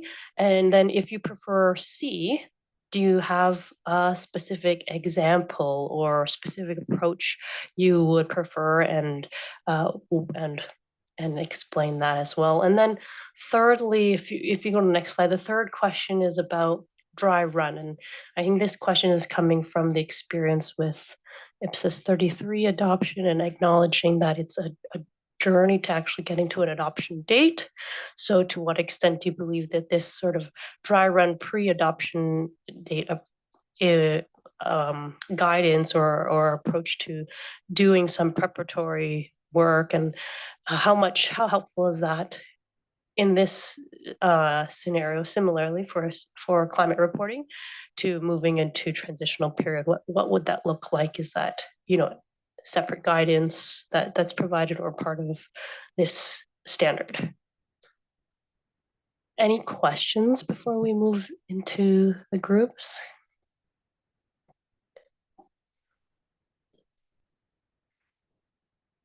Thank you, Celine. I have only a question regarding what means transitional in that topic. If I get an approval, then that I fulfill our sustainable standards in the first year, when we have this, for example, scenario C, or did I receive only an approval that I have an reduced sustainable standards fulfilled? What is the audit opinion, I would say? What I can say, if I follow, like in the IPSAS standard, if I follow IPSAS, but when I remember to IPSAS 33, I don't fulfill IPSAS until I reach the last year when I fulfill all standards. What means in this topic of sustainability to better understand what this transition means? I think that's an opportunity to discuss in if we take an approach C. Is that really building up to your just compliances at year 3, or is it that we're allowing them, to say, this is my year 1, I've met it, and so I comply? I think that's something we can. I think. I mean, firstly, we're not providing audit advice. Secondly, I think it's a discussion with colleagues from IPSASB. But I don't think that should. I think this is about preparers rather than audit opinions.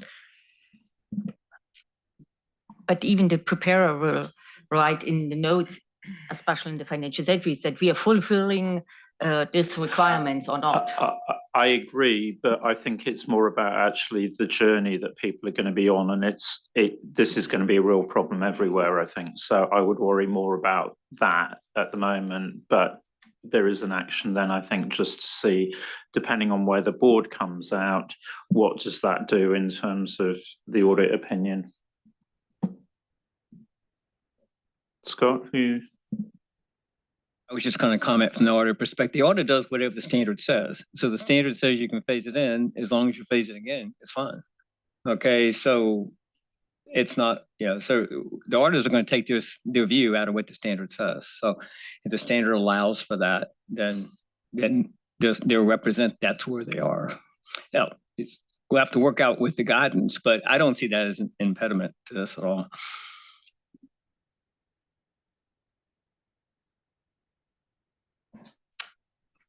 Okay, so practicalities. Okay, so everyone's room allocations were posted on the wall out just by the door. If you haven't seen, you can see it on your way out. We have 4 groups, and one here, one across the hall, that's called the committee room, and then 2 upstairs, green and orange.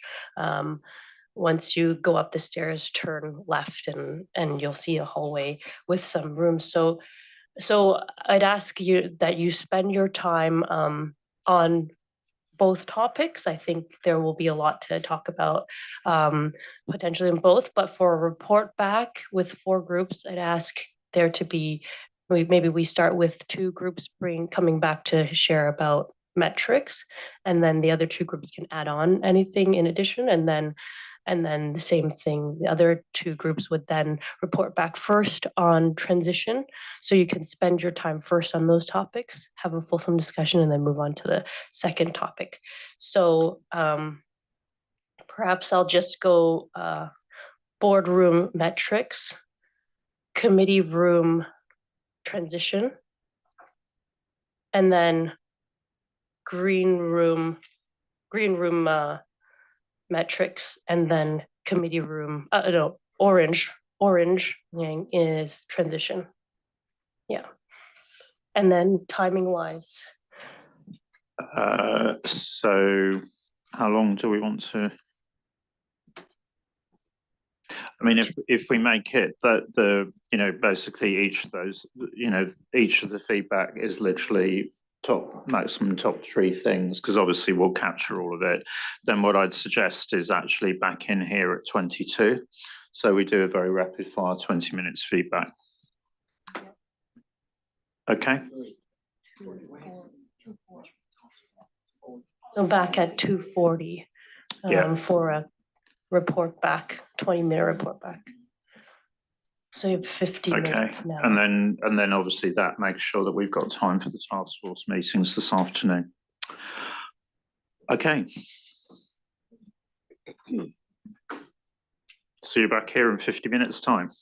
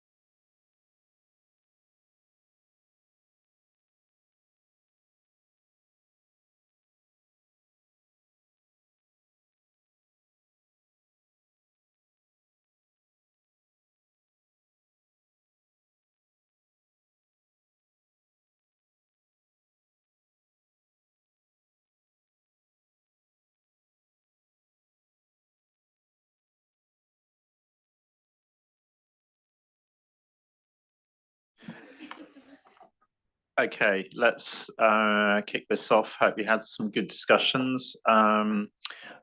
Maybe if we do metrics first, so maybe Scott, if we can go to you first and then to Renee, and then we'll go to transition groups. Sure, thanks, and hats off to our team one here for not getting very far. But anyway, it was a great discussion, and it's clear as mud. But other than that, top three observations. I think you wanted me to top three.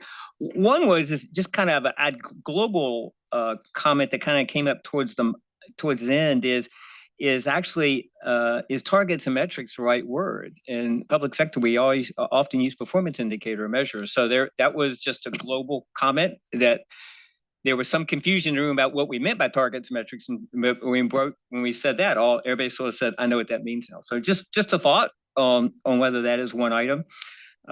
Second item related to greenhouse gases that I thought would be worth mentioning is it's one thing to talk about it, but when you start talking about implementing, particularly scope 3 down through the government, gets very challenging about how to define that.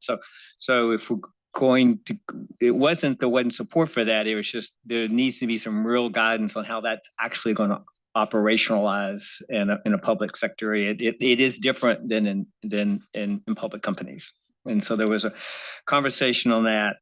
And the other item I'd like to highlight was really we did talk about the industry-based metrics, and there were support for those, but they're going to be uneven because you have some that apply and do not. So we thought to start that would be, and we never got to transition, by the way, folks, but this will be our little transition item. Is this maybe something we telegraph is something we move to later as maybe those industry things get more developed, that not at day one, particularly the burden of implementation at day one, maybe there, and you're going to have this where you have some and not the others. So the thought would be maybe that's something we telegraph to move to, but not something we start at first. So I would say those are the top three things I came away with for team one. So thank you.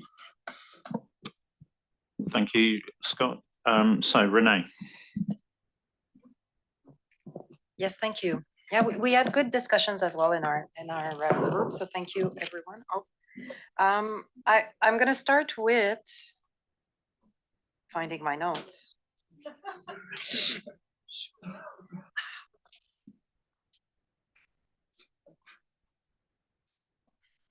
Remuneration. We don't believe it's as relevant in the public sector, and we weren't sure that we would want to have that in our standard. While it may be relevant in maybe some cases for some types of entities, generally speaking, a government entity that receives funding and that is it would be hard. And also government officials are not necessarily remunerated with large bonuses, which is what's happening in the private sector. And tying the bottom line of an enterprise to climate as well is part of the objective. So we don't necessarily see that playing out as in that relevant fashion in the public sector. Industry-specific metrics. So some of us had studied the IPSASB metrics ahead of time. So bravo for these individuals. And Claudia was one of them. And the general feeling when we read the introduction to those is they're framed for a private sector entity that is operating in that sector. So even like maybe health is, delivering healthcare is probably the closest one to the types of activity that we see in the public sector. So we felt that, and maybe we didn't dig down into the actual metrics that are in those standards. There may be good nuggets in there. But like Scott said, there seems to be a lot of work needed if we want to develop private sector specific industry metrics, in which case this is not like phase one of this project. This would be at a later date, and we would want this project to really focus on emissions, GHG emissions metrics, scope 1, 2, and 3. COFOG framework may be a good place to start. Those activities that are listed there are public sector specific activities. They may be a good place to look to start thinking about industry specific metrics. Also, in terms of transitional provision, we did talk about that. We got there. We started by liking option 3, the fact that it's, I'm not supposed to. To transitional provisions. After. You can add, yeah, if we want to turn it to Lynn and Liang, who. So I'm going to stop here. If you don't. If you want to give us a couple of bullets, because we're going to lead into transitional provisions, so why not? So very quickly, we like how option 3 is pragmatic. However, an interesting comment was that disassociating risk management governance from strategy in year 1 and 2, and we felt maybe they belong together. Also, in the public sector, a lot of our policy setters, governments have already developed strategies, plans. They're not starting from scratch necessarily like the private sector. Same for GHG emissions. While we would like to offer relief, maybe they're already calculated. And if they're calculated, maybe they should be reporting them. And there should be maybe an optionality there also to consider. Thank you.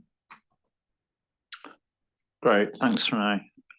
So I guess we go to the other 2 groups, which was Lynn and Liang. So Lynn, do you want to lead us off? Yeah, so we heard from team 1 and team 2. So now we're going to hear from the A team. So thanks everybody for a great discussion in our group. So we talked about transition provisions, and I think it's fair to say that there were lots of depends in terms of what we thought was the right options around transition. And I guess the key points from this, from our perspective, were firstly, we talked a bit about implementation date versus transition provisions. So what do I mean by that? Well, if you're implementing the standard, what are the transition provisions that you allow at that point and for how long? Versus what is the pathway to implementing the standard? What happens before the implementation date? And we weren't clear, and think something for staff to take away in the next quarter is to think about that sort of pathway to sustainability provisions, then what you allow at implementation date. What we didn't feel was appropriate was to have a long pathway to sustainability, then get to your implementation date, and then have long transition provisions, because we could be at a lengthy period of time before we were seeing a full suite of disclosures on what is an urgent topic. So we felt that there needs to be some thought given to what happens at implementation date, what is the pathway to sustainability reporting. And we sort of looked at the option C and had variations of it over a longer period of time, but we felt that that was probably the pathway to sustainability reporting, and that could be useful for jurisdictions to think of that in their pathway journey before then that implementation date. The other thing that we felt was that there could be a useful, though, distinction at the implementation date between what transition provisions you might allow for your blue boxes, your own operations, versus the transition provisions you might allow for the policy-related activities or your green boxes, because we felt that there might be an argument, and we had the argument at both ways, actually, on this one. We felt that given that the blue boxes are private sector aligned, it would be reputationally damaging for the public sector to fall behind that. So you might be stricter on your transition provisions for own operations and shorter on those, and potentially allow a longer transition provision for policy-related activities, the green boxes. Although you could have the counter argument that the policy-related activities are more important. But I get what we also talked about was, well, with the policy-related activities, you might also be dependent on collecting data from the private sector reporting. So having a slightly longer transitional period for the policy-related activities could be advantageous. I will shut up in a moment. the other thing that we did talk about, which was the option B option of a 3-year transition period, we noted that that could be arguably consistent with IPSAS 33, but we felt that we could justify not allowing that 3-year period because we felt that this was so urgent that there was a sort of, once you've gone for implementation, there was probably more support for option A than much option B. So I guess really to sum up, we were sort of towards option A for own operations, but with a clear supporting what does the pathway look like, and we would need to think about what we would want to put out on pathway, and this distinction between own activities and policy related. I think that was all. If anyone wants to add from my group. Oh, okay. Brilliant. Thanks, Lynn. Very interesting. Liang, to you. Maybe I firstly supplement some about the metrics. Actually, we have a very hot discussion on both topics. And for metrics, actually, most of our people thought, is it necessary for us to give a metrics list, such as some mandatory metrics? Some actually look at the entity, how it measure its action on climate-related matters. Because we thought maybe we cannot list out all the metrics they use in their daily life. And regarding the policy-related activities, actually, most of our people feel we totally at a loss when we discuss about the Paris Agreement, etc. So we feel it is very challenging if we put all of this into our standard, because most of us are not expert, and we don't know how to combine, how to put into our stand where we actually have no much idea about what I say. So our suggestion is maybe just put back to the entity and just to ask what they are doing, such as what they are doing under the Paris Agreement and what metrics they are using for the reporting, and they just disclosed what they are doing for policy-related activities. This is our idea about this. And regarding the transition provisions, actually, a majority of our people, we prefer option 3, the public sector specific transition approach. But we think that maybe we can explore further what we want to do, such as year 1, what we would like entity to disclose, such as for year 1 or year 2 or year 3. So maybe we can explore further what's the detailed transition requirement. And regarding the try run, whether we should give a try run period, majority of our people think no, because actually if we, such as we give 3 years try run years, actually people may only do work at the last minute. So people may not take serious before the actual implementation date. So and maybe one more point we would like to mention is actually for the effective date of the standard. This is the decision by it is the jurisdictional decision. So this is not our work to give a very specific day of the effective day, and but it is necessary for us to provide the transitional provision. Thank you.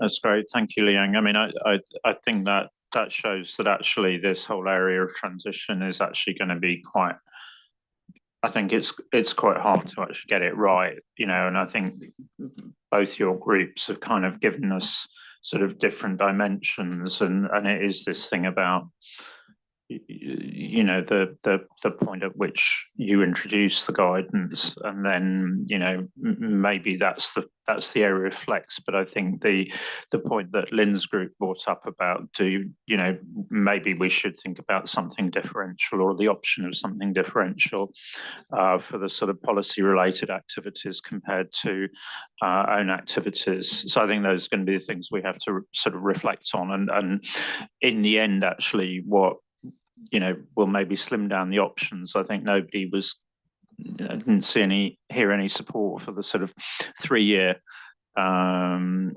period, but yeah, maybe we'll narrow down the options, and then we'll just have a further discussion about those. But I think that's been really helpful as a lead in, and similarly, you know, thanks to the other groups as well. I think that's given a number of things for staff to think about and to work up. And I think we're probably going to end up, certainly with the transition period, I think that's going to be something that we'll want to actually consult, you know, both the climate topic working group on and the SRG actually, to get those broader views before we go out with something. Celine, anything else from your end at the moment, or Ross? No, thank you, everyone. We do have our hands full, so look forward to the check-in, and we'll do our best. Yeah, but I think that, I mean, I think it does show, I know there was a lot of very positive feedback on the breakouts, you know, certainly from members I talked to, and I think it does show you can get a lot of very good feedback from the broader group through the use of those. So, you know, we'll look forward to hearing thoughts on presentation of financial statements tomorrow. Lynn? Yeah, I was just reflecting on what you were saying about getting views on the transitional provisions. It would be good to get a view from the CAG as well, particularly with the comparison on the financial reporting transitions to the absolutely. sustainability. Yeah, thank you. Yes. Yeah, I think, you know, that's where I think we'll, you know, that would be, you know, all of these groups are giving us different perspectives, and yeah, we'll definitely want to actually get the CAG's views on a lot of this in June. Good. So with that, we come to the end of the formal sessions today, but I know that there are a number of task force meetings going on, and probably various people dashing between several different meetings. So without further ado, we'll break for coffee, and then people, I'll leave it up to task force chairs. Back here tomorrow morning at 9 o'clock. We do have a number of things to bring back, actually probably dependent on the task force meetings in terms of feedback, for example, on measurement. And then we will move through the agenda as advertised tomorrow. So good task force meetings. Have a good break this evening, and see you back here tomorrow morning. Thank you.